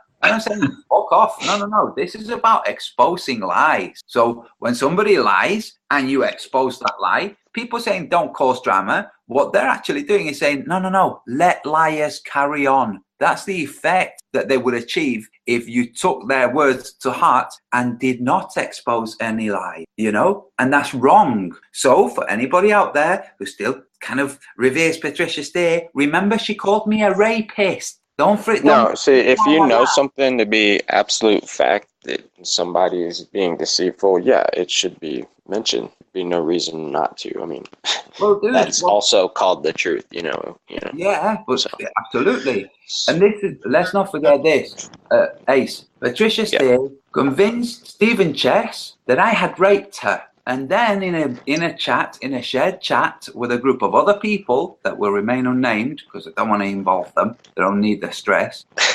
In that chat, I like this story already. Keep going. Well, in that chat, she told them all that I violently raped her. Okay, she did this. And when somebody confronted her about this, asking her what's wrong with Stephen Chess going around calling Antonio a rapist, has he lost his marbles? She tried to cover for herself and for Stephen Chess, saying, no, he meant sex under false pretenses. That's considered rape in some places. Like, no. Fuck does that even mean? It's just bullshit. That's just like some kind of different kind of language. Mean the same thing. She's just trying to cover Stephen Chess. But I already had the messages where he explained exactly what she'd said, that all this violent rape shit, okay? So let's not pretend that didn't happen, people, because this is a truth movement. And somebody like that just spraying lies is fucking wrong. The point is that was manipulated to cover the separation that was going to take place. I mean, this is, for me, it's... Oh, no, this is the thing. The separation had taken place. I'd made the video exposing her. She'd gone all quiet and everything. It doesn't matter what she did. My job was to expose her. That's my job. My job is to expose shit that's wrong with the globe, shit that's right with the flat earth, and shit that's wrong with people. And I agree, totally. So I'd done that. Then later, first, let's not forget, his first comments to me was because in that exposure that I did, I pointed out that I didn't want to have sex with her. So he was first calling me a big homo. That's his attacks to me were about me being a big homo. Later, it turned into me being a rapist. Like, okay, do you want to kind of adjust that in your mind? But what I'm saying is, let's not pretend that didn't happen. And I'm really looking forward to watching the videos of the conference, because people will have a whale of a time in the conference, but people will come back from the conference and will say to each other, Patricia stays weird as fuck. They will do that because they will see she is not normal, and they will see this, and people will say this to each other. And because she knows that this will happen, she will be extra freaking weird. So all she needs to do is get some freaking treatment, get some treatment for her back, and get some treatment for her personality disorder, you know. But going around calling people rapists, no, that's not on. What is the treatment for that? Well, it's being a psychopath or It's psychoanalysis. Personality disorder. Yeah, psychoanalysis. There are certain, not all of them are born that way. Some become that way because of traumatic events. Some of those traumatic events can be their own thoughts, I'd say taking them most too far to a point. You know, it doesn't mean physical abuse or emotional abuse from outside, but it's still abuse. So I'd say most psychopaths are externally influenced, become psychopaths. And I don't necessarily go with it that you're born with this evil innate something about you. I do. Right. That I would do. almost make you not human, right? Because to me, a full-on psychopath, it lacks something that we all recognize that makes us human versus like an animal, for instance. Yeah. And it's like, why would a God allow that to happen? It's kind of. But you see, this the whole thing about humanity is that we're separated from the animal kingdom because we've got memory, mind, thought, consciousness in that regard. But all life, all animals are by nature, they're sentient, and they have a deeper understanding of nature in its behavior. They live within their community and they function. So, they're a measure of what life really does represent in its true form. What we've constructed around us is this mental, idealized world that doesn't really exist in nature, but we've manifested it. And I say we've been subjected to have these to us. Someone's injected this into us, externally influenced. You're on mute, mate. I was muted again. We have Muspos in chat objecting to this being spoken about. And this is just another way of saying, oh, look at all the drama. If people don't understand that highlighting the wrongdoings of people, just like highlighting the wrongdoings of government, just because it's not a government doesn't mean that they're exempt from being exposed. And that's what I'm doing. And if somebody has a problem with me exposing somebody who called me a rapist, then fuck off. And it's more entertaining. Well, it turns out to be more entertaining, but it's not very savory entertainment, you know? I mean, that's the truth. Well, not like Jeremy Kyle show over in Europe, which I've never heard of, and apparently it's been a big thing for you guys, right? For a long time. Yeah, well, he's pretty cool. Come on, you have to admit it. You'll never believe better this. Than our trash TV. Go ahead. Sorry. The woman that used to live underneath me was actually on Jeremy Kyle. And I'm sorry to go off topic, but this is the first chance I've ever had to tell this story. Anyway, she Jeremy. She was obsessed with sex, but this woman was in her late 50s, early 60s, and her daughters were really, really concerned about her and really embarrassed of her in the same breath. And they wouldn't have anything to do with her because she would have men around all the time for sex. And she lived underneath me. Anyway, the first thing she did when she went on was lift her top up and expose herself before she'd even had a chance to sit down. And it was one of the most humiliating appearances that I've ever seen anybody make on television, because it was just absolutely awful, horrendous, horrible television. Did she have that classic Jeremy Kyle guest look about her? Yeah, she had like bright pink hair, but she was an older woman, and it was just awful. But sorry to go off topic, but yeah, one of my neighbours was on that show. Lucky you. Yeah, she didn't stay much longer after that. It was only a few months, I think. Did you have sex with her? No, I certainly didn't. No, listen. Did she offer? Unfortunately, she did keep on knocking on my door. Yeah, but I just ignored her. Yeah. Okay. Unfortunately, this has got nothing to do with the shape of the Earth, but it's got to do with the people populating the Earth. So, and yes, the reason that there are Jeremy Kyle shows, or what was that American one? The first, that kind of Jerry show. Springer, then Maury Povich. Yeah, those kind of shows, unfortunately, they appeal, but they appeal to that very low part of human. Yeah, that caveman, dumbed down, aggressive side of the brain. Yeah. Logical only. But in the flat Earth, we have, in this little area of flat Earth, we have some people. We have Jeff Stewart, for God's sake. There's Jeff Stewart, Patricia Steer, Nathan Oakley, I'm not including Martin Lidker but we have these guys that are dedicated, you know, who focus, who pay attention. Also, little shitty people like Stephen Chess, who enjoy causing problems. They enjoy lying and watching what happens, you know? And what I'm saying is, it's our job to point this out. If you call yourself a flat earther and you tell people that the world is not a globe, you're pointing out a lie. You don't have to limit it just to the shape of the earth.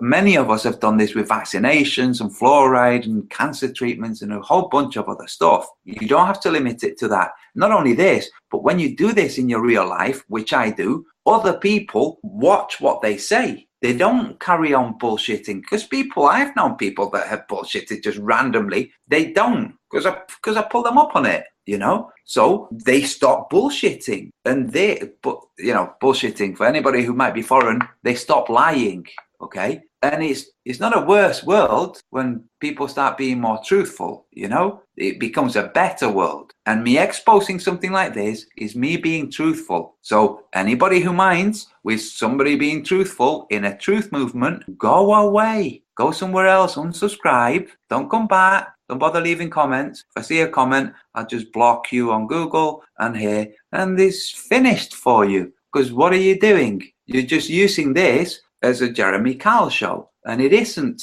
a Jeremy Kyle show, or a Jerry Springer show. So there you go. And the flying monkeys, look up what a flying monkey is, because you don't realize that that's what you're being. People who object to truth being exposed, they're being a flying monkey. That's what they're being, whether they want to or not. That's what they're being. I'm calling for Vinny and Poncho, if you want to jump in. They wanted to explain a couple of things about Nathan Oakley. And the reason that I'm doing this is it's important, you know. I know I'm going to get criticized for drama. I don't care, but already explained there's no way of bringing attention to these things without it being called drama, because it is drama. There isn't another way of doing it, you know. Could I just quickly touch on a point that you were just making? Like, sorry to jump in there in front of somebody, but we're actually at the moment the vast majority of the human population, especially in the Western world, are under this impression of where they are. Their whole world is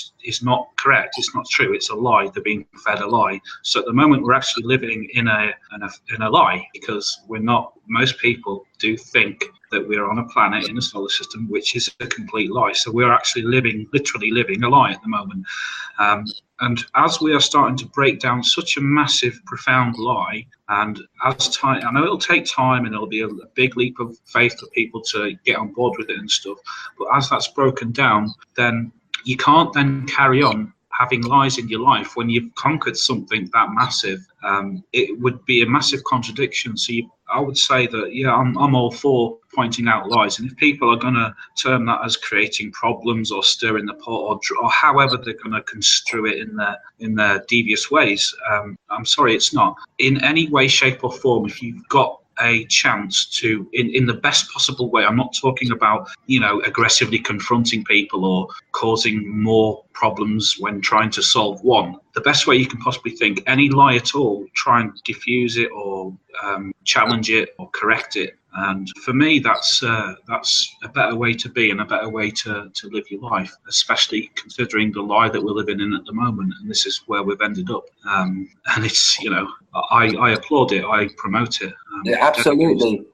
Now, part of what's driven me to doing this today, when I did it back then, it was just off my own bat, of my own consideration. But I've been watching, like I said before, Jordan Peterson, a psychologist, a clinical psychologist and lecturer at Ontario University. And he explains very simply and very clearly that the best way to be is truthfulness. Be truthful. You won't betray yourself if you're truthful. Somebody asks you to do something you don't want to do that goes against yourself, say no. Be truthful. You know, whatever the outcome, it's the best possible, because you are acquiescing to something, obeying an order you don't want to obey, doing something you don't want to do, ultimately leads to bad. Might not be bad for you, might be bad for somebody else, but altogether it definitely ends up being bad for you. You're doing something you don't want to do. And I'm not talking about chores or natural things. I'm talking about the kind of thing where your integrity comes into question. So to lie at work, or to lie to somebody to push a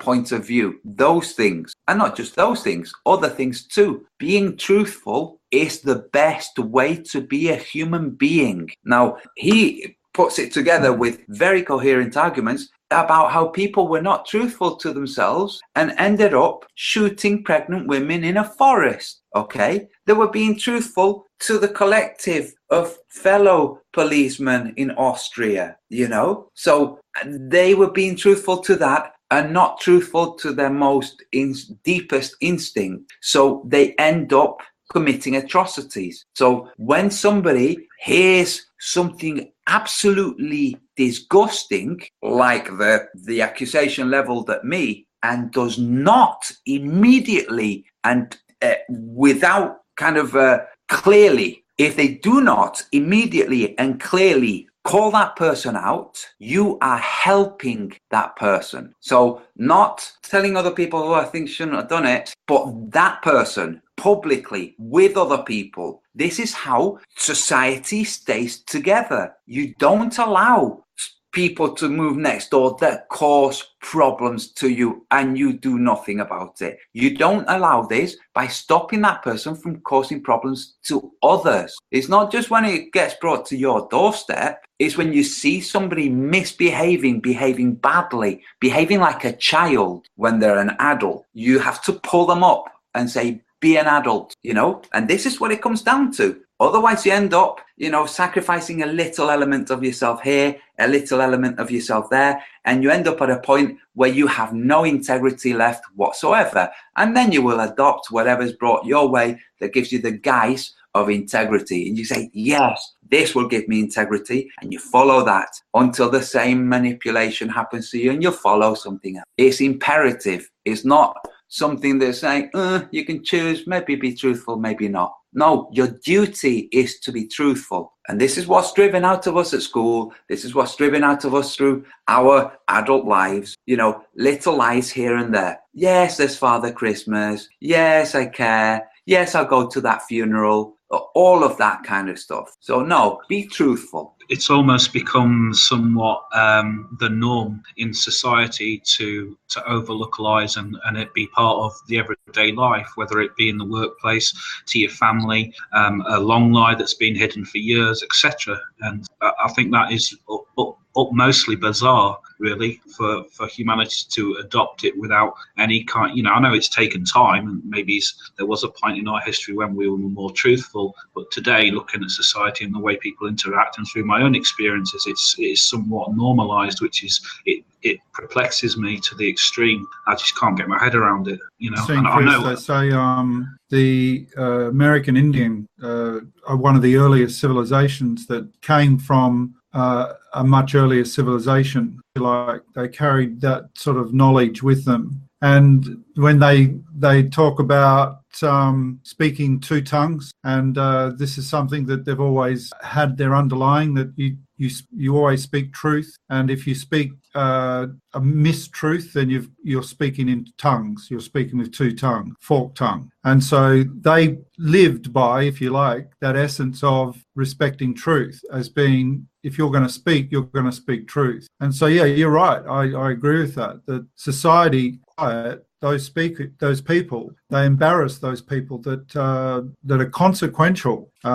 You could say victims, but I don't like the word victims. But it's like as if, as we've talked about earlier, a victimless society simply means that even for an emotional damage, the outcome, if it benefits the individual to gain some sort of personal recognition for what they're doing at the consequence of somebody else, is inconsequential, not factored in at all. That's what I refer to as the narcissist psychopath. They see the world just revolves around them and the consequence of other damage to others. If somebody gain from it, if they can gain from it, and they expect you to retaliate And one of the whole things about being provoked is the act of retaliation is the mark of trigger that they've been waiting for. And you then become the aggressor, and they then become the victim. The whole flip and reverse it right around. Do this in a way that it does actually hurt or destroy, to some degree, that person. The damage is real, and the hurt is real, and the suffering is real. But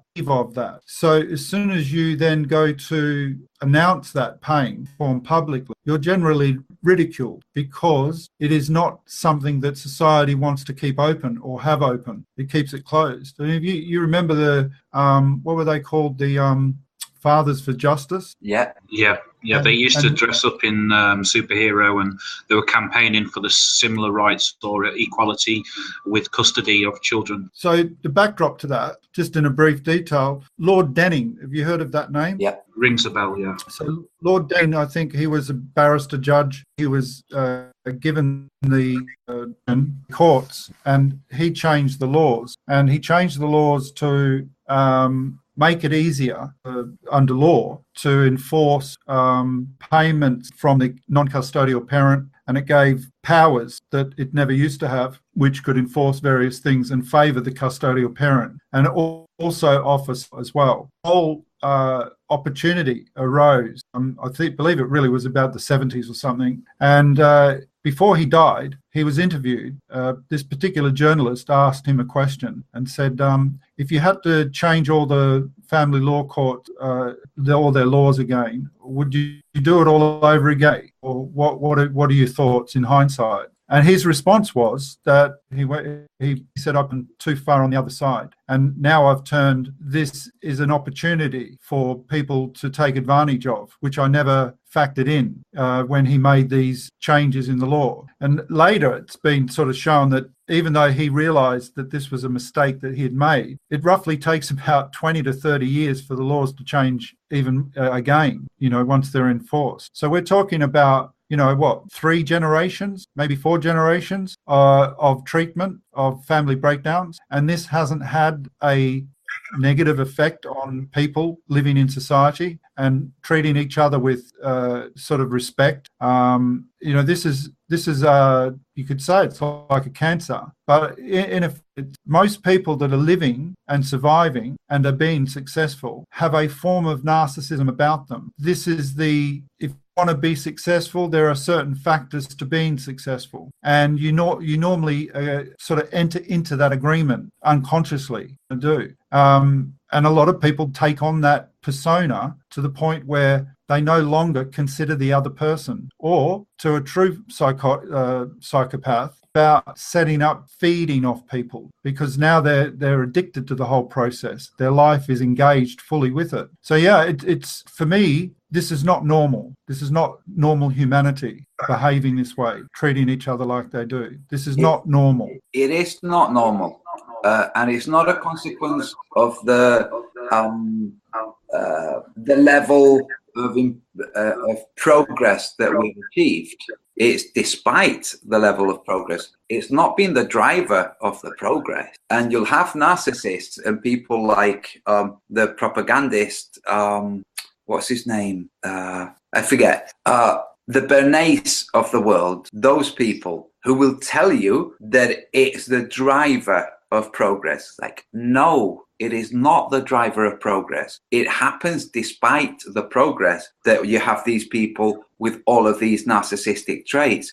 In collaborative cultures that outlive the fast bust and boom and bust cultures, they don't have the narcissistic traits. And if we think that we're highly evolved, if we think in terms of the UK or England, it's only been an entity. If we look at how we are now and we go back in history, we don't have to go very far to the point that you've got people basically being serfs. It's not very far at all. It's not so far from the Romans. And it was between the Romans and now that people became serfs. Okay. So this state that we have of progress, of things running smoothly, is only a very brief stage. Now there are tribes around the world, there are areas in India that don't vote. They're the kind of autonomous areas all over the place with lots of people where those cultures have carried on from way before the Romans arriving in the UK or England. So the idea that we have that this progress comes as a consequence of the narcissistic tendencies that drive people to the top is false. Exactly.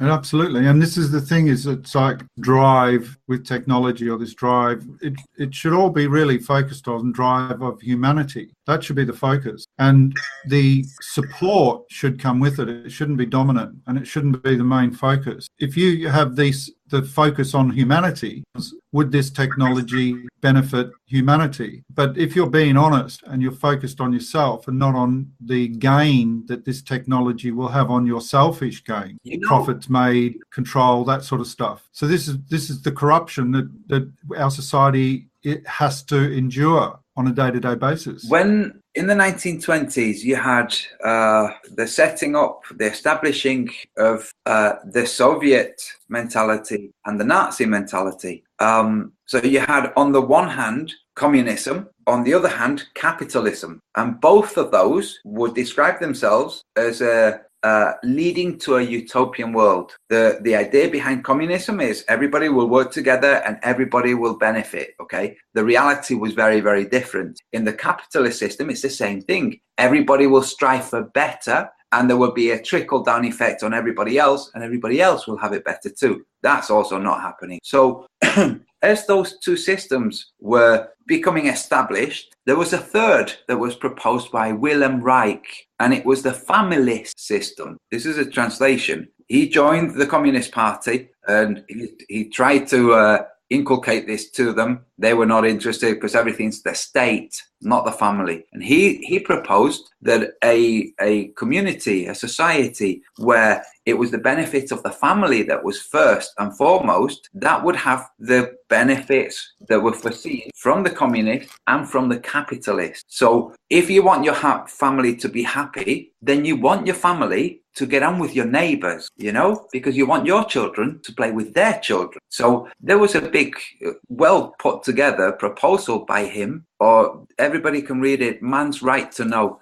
There are other ways of having society function well that do without the so-called benefits, the illusory benefits of having a society with narcissistic personalities. Now, we're told that narcissists are necessary in the same way that it's necessary for humanity to come in all shapes and sizes. You know, in very hot weather, the people who are very overweight would likely die before the people who cool down easier. In starvation, it's vice versa. In the same way that you have different body types for humanity's survival, we're told we have different personality types for humanity's survival in more of a societal way. So when you have enemies coming your way, you want narcissistic personalities to go and challenge them and fight them off. I say this is false. One second. I say this is false because you can have people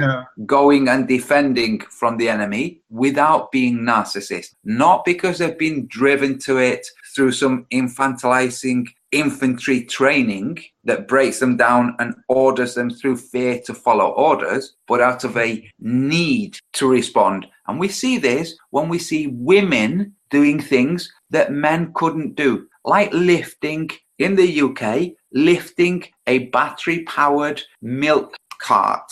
Okay, these very heavy things that women have lifted off because there's been somebody trapped underneath. Okay, now this defense of the tribe, which we are told is part of what justifies the narcissistic personality traits, is bullshit. It is not a narcissistic personality that does this. The narcissist is the person who will withdraw the furthest away from the battle lines while telling other people to go to the battle line. That's the narcissist. The narcissist's main driver is their survival, not the survival of others. It's their survival. Yeah, I suppose I was about not if you're going to be protector in your sovereign self, then you don't need to be a narcissist to be a protector, to defend your family or defend yourself, so to speak. But moreover, if you want to create a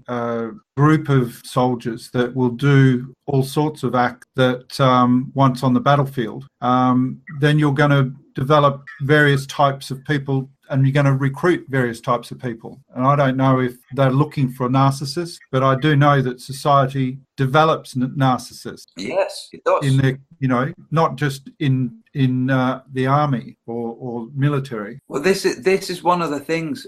Absolutely. I mean, go to the city in London, take a walk around the city, or go to some of the eateries nearby, and you'll see these specimens that they really are like from a different era. The way they look at the world around them, they are different kinds of being. They detest the world. They talk to the people serving them like shit, not knowing that these are the people that are going to spit in their meal. That doesn't cross their mind, So this kind of reward system that we have to those people who will claw and lie and deceive their way to the top, this is an error that we have right now. We're not going to have this error forever. In fact, part of the legislation that they've brought over in Canada, which is telling people that they have to accommodate these special circumstances, part of that will eventually be written out and replaced with things which will actually safeguard against narcissistic personalities. How does Peterson refer to them? The non-open person. He categorizes people as 3 types of people. I forget, you'll have to watch the millions of hours of his lectures. You have the person who's open and sincere, the person who's guarded, and a third personality type.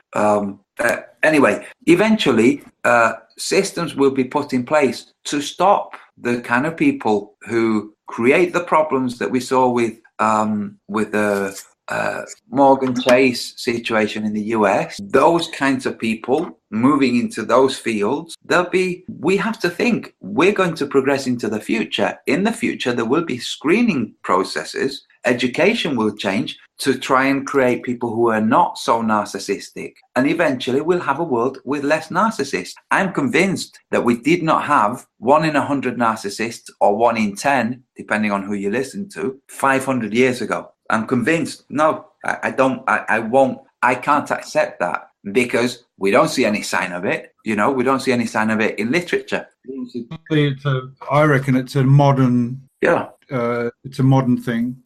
I'm sure that there would have been narcissists, but they would have been defined as different types of character trait. Yes, and there would have been less of them, so there would have been more striking, and their qualities more acute. Which goes to show that it could very well be the legends of many stories. Like in Australia, there was a person called Ned Kelly. Yes, and he was quite infamous. Well, he could have easily been narcissistic. Mm-hmm. He was a bona fide psychopath.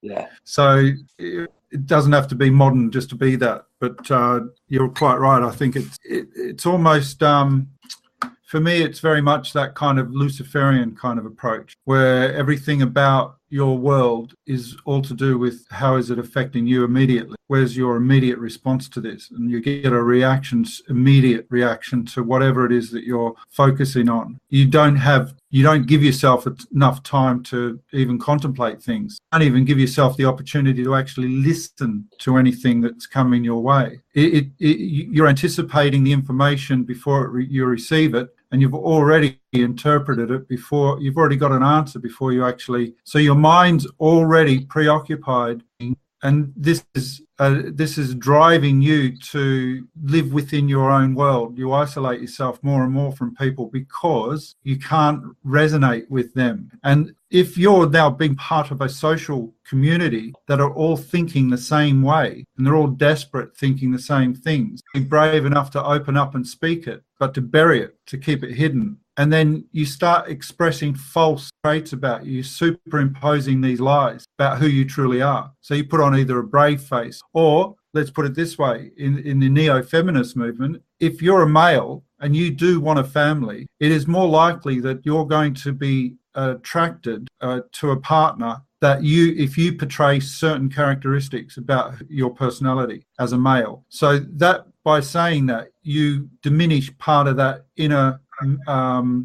the maleness that's in you, that sort of, the same beauty that's held within the male, the masculine, that the feminine have with that nurturing process. You know, that it's instinctive in both genders, but it becomes completely suppressed to the point where you become more effeminate. And on that basis, you're actually trading your true self in order to propagate or in order to have a partner. But there are these motives are based on the female having to choose their partner. And because they have been misled about their own inner desires, about wants and needs, about what's good for them in this society, then they pick and choose the wrong partners that ultimately don't become their true love, if you like, or whatever, but are becoming a support role to their vision, their future, their plan.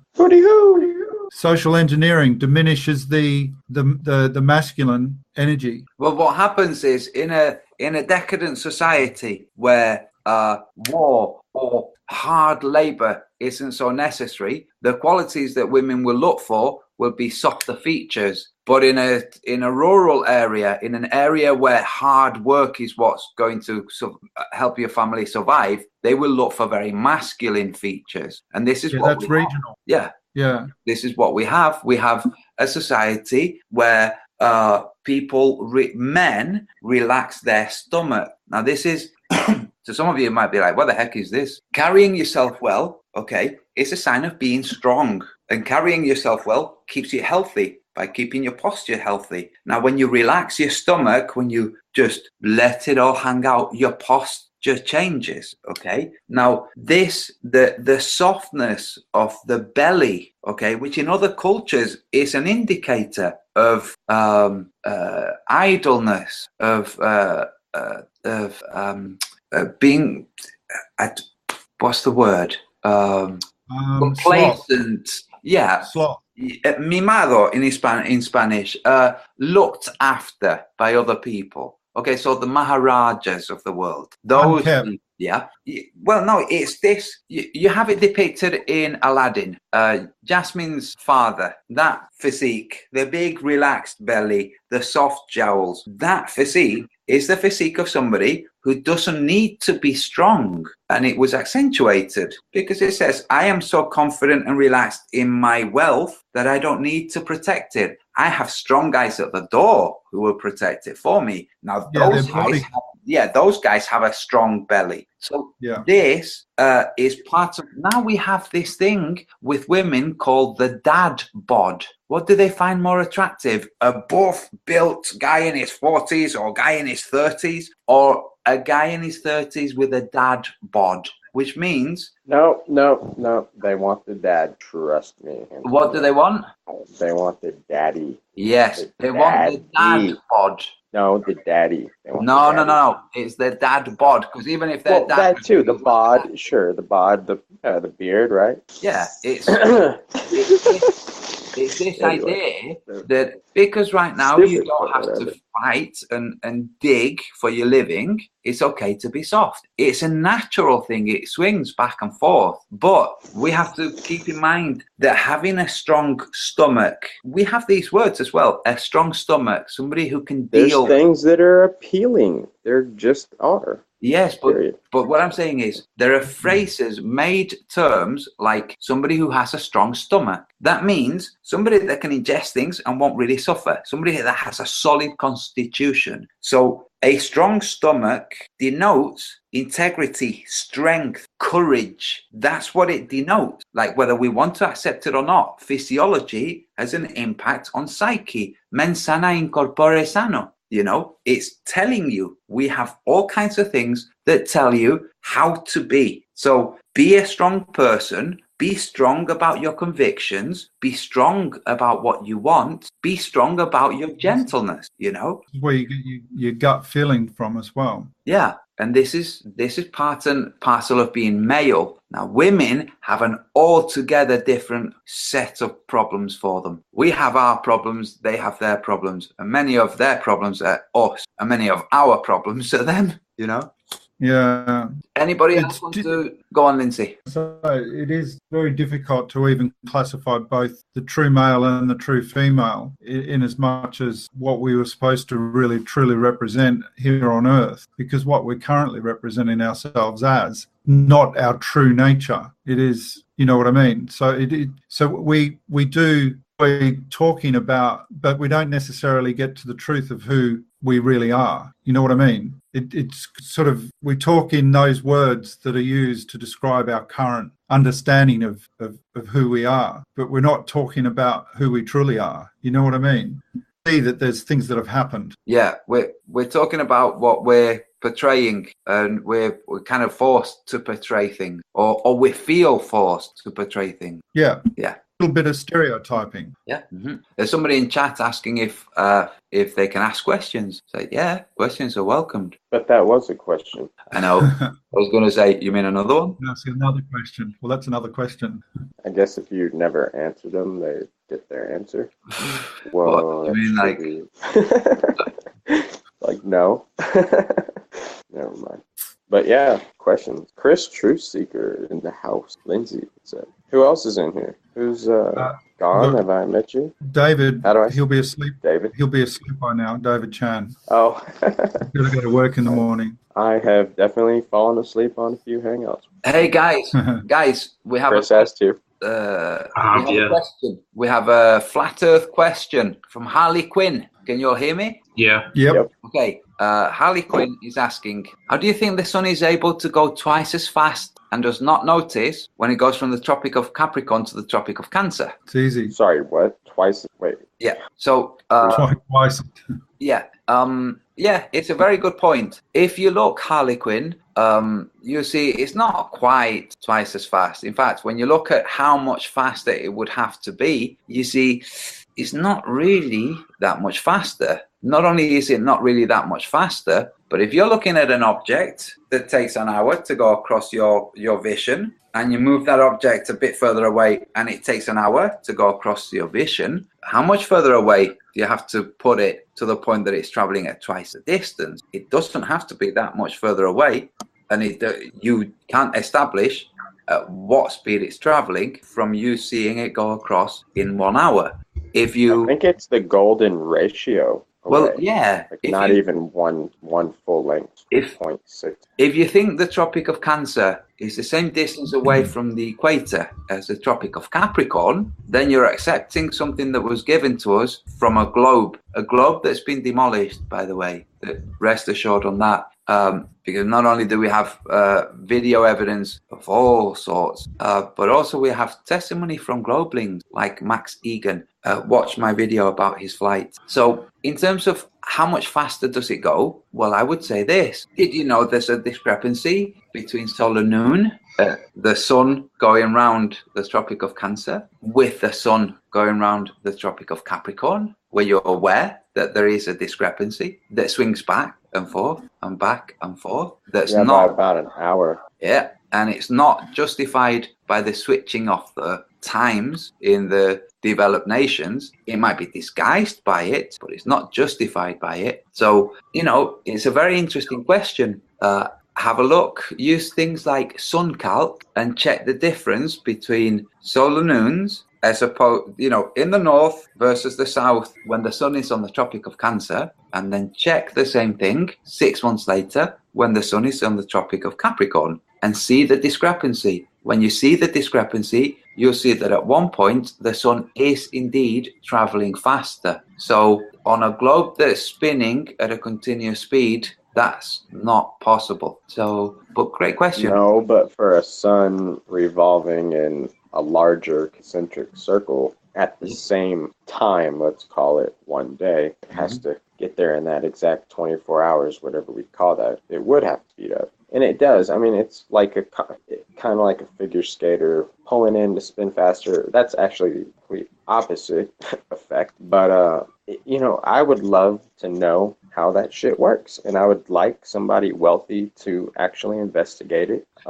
I would love to know what the moon is. Is it solid? I don't think it is personally. Me neither. But, you know, Me neither. who am I? Why can't we know these things? Damn. If we were living in a society that was like all about truth and shit like that, my God, we would know all these things. And somebody probably does know these things. If Someone up there knows it, they've spent the money. they don't, Keeping it a secret. they don't. You They don't think so? Come on. No, You don't no. think somebody They might have has an better- idea Oh yeah, better than us? yes, they might have a better. It's investigated it. Okay. But I don't think they can get- scientifically investigated it. Yeah, but I You don't would. think they can get there to test it. I don't think they can go up to the No. moon and take a sample. No, I don't think it's a thing. Yeah, I don't think it's. I think, yeah, If it's a thing, you can't get there. I think this is what I think. I think it looks to me like something that congealed. That's what it looks like to me. Not from a hot mass in a spherical form that congealed. It looks Like to an me electric storm. like something that, whilst it was congealing, was engaged in some kind of electrical exchange that left those pot marks.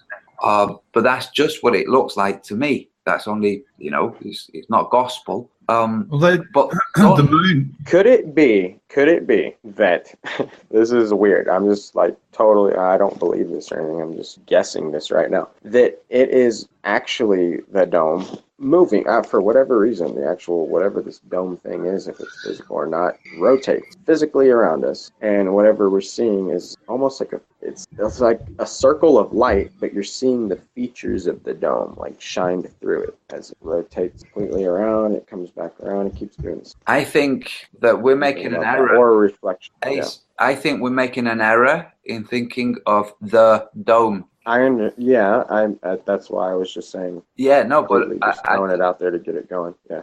I tell you what I think the error is. Mhm. When we talk about the dome, you have various different schools of thought. One, a physical, solid, glass-like gem of some type. And then we have the other, which is an increasingly dense matter of some sort, Or even a force field. yeah, okay. But we still think of one, okay? Mhm. I think that's a mistake. I think if you think in terms of some kind of barrier Like between us more and the ancient heavens. shit with the 7 and 8 No. the shells. No. No. One, there's a barrier between us and the heavens where the planets and the stars wheel. Another Right. that goes around with the sun, and another that goes around with the moon. We think of the big one up there, and within the sun is a small local thing. But the sun is not a small local thing. The sun is a reflection, and it's reflecting from something that causes a reflection in the same way that a rainbow reflects from something that's causing a reflection. And I think the rainbow is a clue, is a big clue. It's dome-shaped, it's circular. It is. And People know that. And I would go as far as to say this: the width of the dome on which the sun reflects, so it reflects at one point when seen from the north, and at the same time, the thing causing the reflection is hitting a different part of this dome when seen from the south, because they're not going to see the reflection at the same points as the people from the north. I would say that the width of this circle is 6,000 miles. Mm-hmm. Are you basing that off any kind of calculation? Yep. Okay. I've been making a video about it. So no, I understand that you should be able to backwards engineer the dimension. I see. I see. What you both are referring to is described as like a lid, a canopy. Whether it be a complete dome shape or whether it be looks domed because of the perspective, but in essence above us, and this aided by the negative and positive repulsion of the energy that's been fed in to Earth in the North. And so you've got opposing forces that are keeping the sky, the heavens, from collapsing down onto Earth. It is causing this. But as this is happening, as energy is traveling in, it naturally creates a vortices. and this vortices is what carries the circling motion of the sky above. Plus, you've got a different layer of energy, because, yeah, I agree with you. The sun is not a furnace. It's a transmitter and a receiver. So it receives energy and then it transforms and transmits the energy outward from the face. And that energy then hits Earth and it transforms into light. And you've got the same thing happening to the moon. It's self-illuminated. It has its own energy source. It doesn't receive the energy from the sun. It's got its own energy source. But both the moon and the sun are also like in amongst that cycle of their own cycle. So the sun is drawn to the North Pole. So the swing of the north as it hits the Tropic of Cancer, it's at its highest peak up in the sky. As it goes down, passes the equator, it lowers itself. To the time it gets to the Tropic of Capricorn, it's at its lowest point. You've got the sun sort of doing that angle as well. If you think of this, Lindsay, picture a bubble, okay? Yeah. Perfectly spherical bubble on the surface, and this is the shape when it's going around the Tropic of Cancer, this round bubble shape. When it gets out towards the Tropic of Capricorn, it's no longer a round bubble shape. It's a distorted bubble shape. So that if you distort a bubble, you're either going to make it flatter. You're either going to make it flatter like this. If you make it flatter and you don't stretch it, you're going to make it higher. But if you make it flatter and stretch it, you're going to make the surface of that bubble closer to the surface of the Earth. And this is what I think is happening. We have a circle going around the north, reflecting the sun, and you have a distorted circle with a lower upper surface. Now, this is not a physical circle. This is a magnetic wave that reflects light, like Theoria Apophasis, or whatever he's called. Apophasis. Theoria apophasis shows this toroidal form of light being bent by the magnetic waves. So this magnetic wave I think is molded in a different shape when it's going around the Tropic of Capricorn. And this explains the amount of light. Oh, also, I mentioned this in Hillbillies Hangout, and I saw it again today. The clouds, the skies we have in the UK, we have overcast skies very, very often, to the point you don't see the sun, to the point you can't even detect where the sun really is, okay? Now, I noticed this the other day, and I noticed it today again. Same kind of sky. I have a car in front of me, and if I was to draw from the imagination a car in a shaded day, in a day where there's no direct sunlight casting any stark shadows, I would draw a shadow underneath the car. That's what I would just do instinctively, okay? But having noticed what actually happens in the real world, I can't figure it out, because what happens in the real world is you have the width of the car in front of you, and you have the shadow of that car wider than the car, not underneath the car, and also to the sides of the car, wider than the car on both sides. And this is not the light reflecting from a dark surface. This is shadow on both sides of the car, and I can't figure out how that can be happening, because if the light from this side casting the shadow here is strong enough to cast a shadow, then surely it's strong enough to obliterate the shadow here, and the same vice versa. But somehow you have ambient light from both sides casting shadow on both sides. Anybody in the north of the UK or anywhere overcast, pay attention to this. You'll see what I mean. The shadows from cars, and I don't think it's just cars, stretch both sides wider than the thing casting the shadow on both sides, not just that would the direction. That would suggest the light's coming in at different angles. Yes. Playing outward. Yeah, and somehow being strong enough to cast a shadow, but not strong enough to delete that shadow by lighting it with backlighting. Although the shadow to the side of the car is lighter than the shadow directly underneath the car. Yeah, bizarre. Very strange. Listen, guys, if anybody has anything else to cover, now's your time to speak up or forever hold your peace. If not, I'm going to wrap this up. No, I'm all right. Grace? Yeah, I'm Good good. night. I'm good. Yeah, thank you for holding this hangout and having us. Cool. David? He'll be asleep. Yeah. Okay. Okay, guys. Lindsay, thank you very much. Did you cover both things you wanted to cover? Yeah, no, that's everything's cool, dude. Right. Okay. Well, I will see you all next week. Wait. Where do you buy MMS? MMA online. Just go Yeah, on. where? Yeah, just Yeah. Google it. All over. Any Well, back alley vendor? No, all over the place. The people who sell this, generally speaking, are not going to be scam artists. It's too cheap to make what, Yeah. it's Yeah. Okay, and then Hey, there's an so- MMS2 or whatever. no. There's I can MMA. so I can see some links on it, the Genesis website and so forth, so you can sort of read up about it if you want. But you can buy it on Amazon. Just do a search, MMS. Yeah, I know. I've seen it. I was going to say, People that know. don't search MMS. Actually, search the terms miracle mineral supplement or miracle mineral solution, because MMS is several different acronyms. Yeah, we'll give you all kinds of companies and formats of things, all kinds of a whole range of stuff. But yeah, look for it. You'll find it.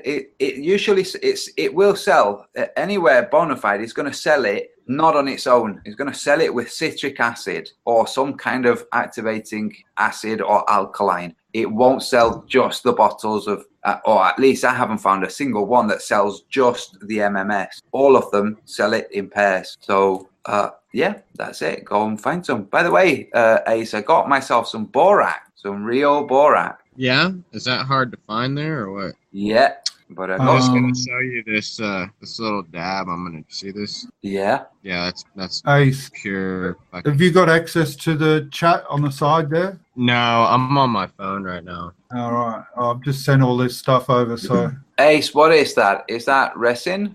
Yeah, it's like 94% THC. Yeah, it's a shame. You know. It's a shame that you're going to burn it and only get 0.2% of it. Oh no, I'm not gonna burn it. I'm gonna vaporize it at the perfect temperature in this. Okay, but you would still get a lot more if you just put it under your tongue and enjoyed it. No, it's not activated. It needs to be heated first. It needs to be decarbed. I have that though. I have a gram of oil that's fully decarbed in a syringe. Yeah, it's 1,000 milligrams THC. Just eat it. A dose, technically in Colorado, is 10 milligrams.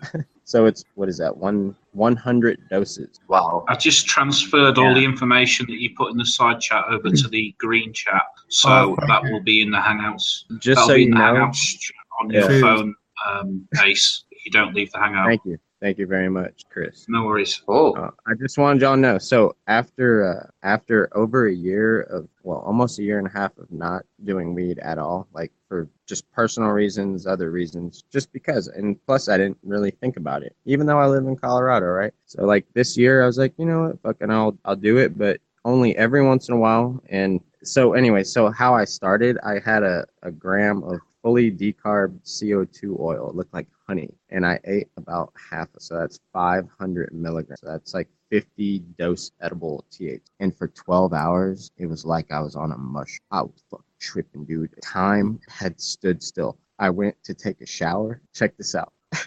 I was playing a game. I could count every little drop touched my back. 1, 2, 3, you know, like up to like 200 and something. I'm like, I wonder how much time had gone by or if that was even real, you know? Like, but it felt like it. It felt like I was living in slow motion. It's the weirdest fucking thing, dude. And I wrote all this like poetry. I had a glimpse into heaven through a light bulb once. What? A light bulb? Through a light bulb. That was so, Like that? I'd taken so much that I separated myself from everybody else, laid down on a bed, and then wished that I switched the light off before lying down on the bed. Hadn't switched it off.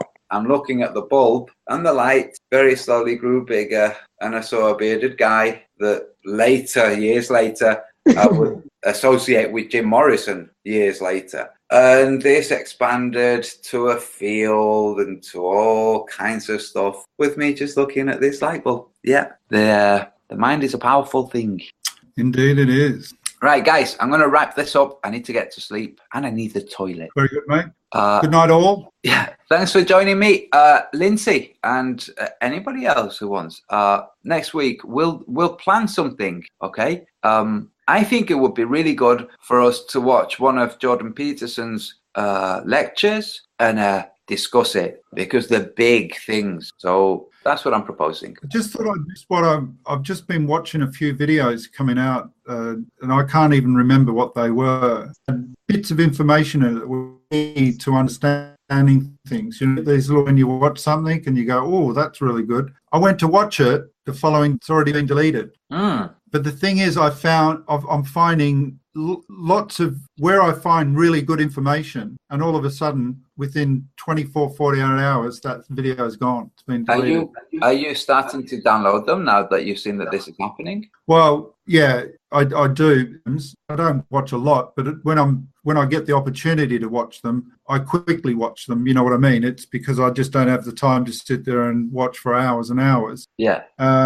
And so therefore, sometimes I'll come across one that is for an hour or 2 hours. It's a lecture or a presentation of some sort. But within that will be some gold, you know, some really genius stuff. And you go, oh, shit, this really helps. This is really, and you think, oh, when I get the opportunity, I will download it, or I'll, you know, whatever. Before that happens, it's gone. Well, this is what I think you'll find when watching Jordan Peterson lectures. You really will. You'll be like, poo, poo, poo, poo, poo, connections all over the place. Like, oh, God, of course. And then there's all these extra nuggets of truth that, well, yeah. I've been watching some stuff this week that has really sort of kind of blew me away a bit. You know, it's like, wow, this is information that I don't think I was ready for listening to or sort of understanding it sort of until now, because I used to be aware of it but not really be focused on it. It's a bit like that flat earth. When you take a bite, it's you realize what you're on. Yeah, it's the same here. It's all of a sudden, and it's so maybe we could talk about that next week a little bit. Cool. So I tell you what, you watch something that you think is fascinating, I'll watch something, and we'll compare notes. Cool. We'll interpret it to each other. Excellent. All right, dude. All right, cool. Well, Ace McLeod, thanks for jumping on, man. You're welcome to jump on next week. Chris Truseeker, always. Yeah, that hit you. Tough to get off. Right. I will see you all Thanks later. for having me, though. Bye, guys. Bye. Bye.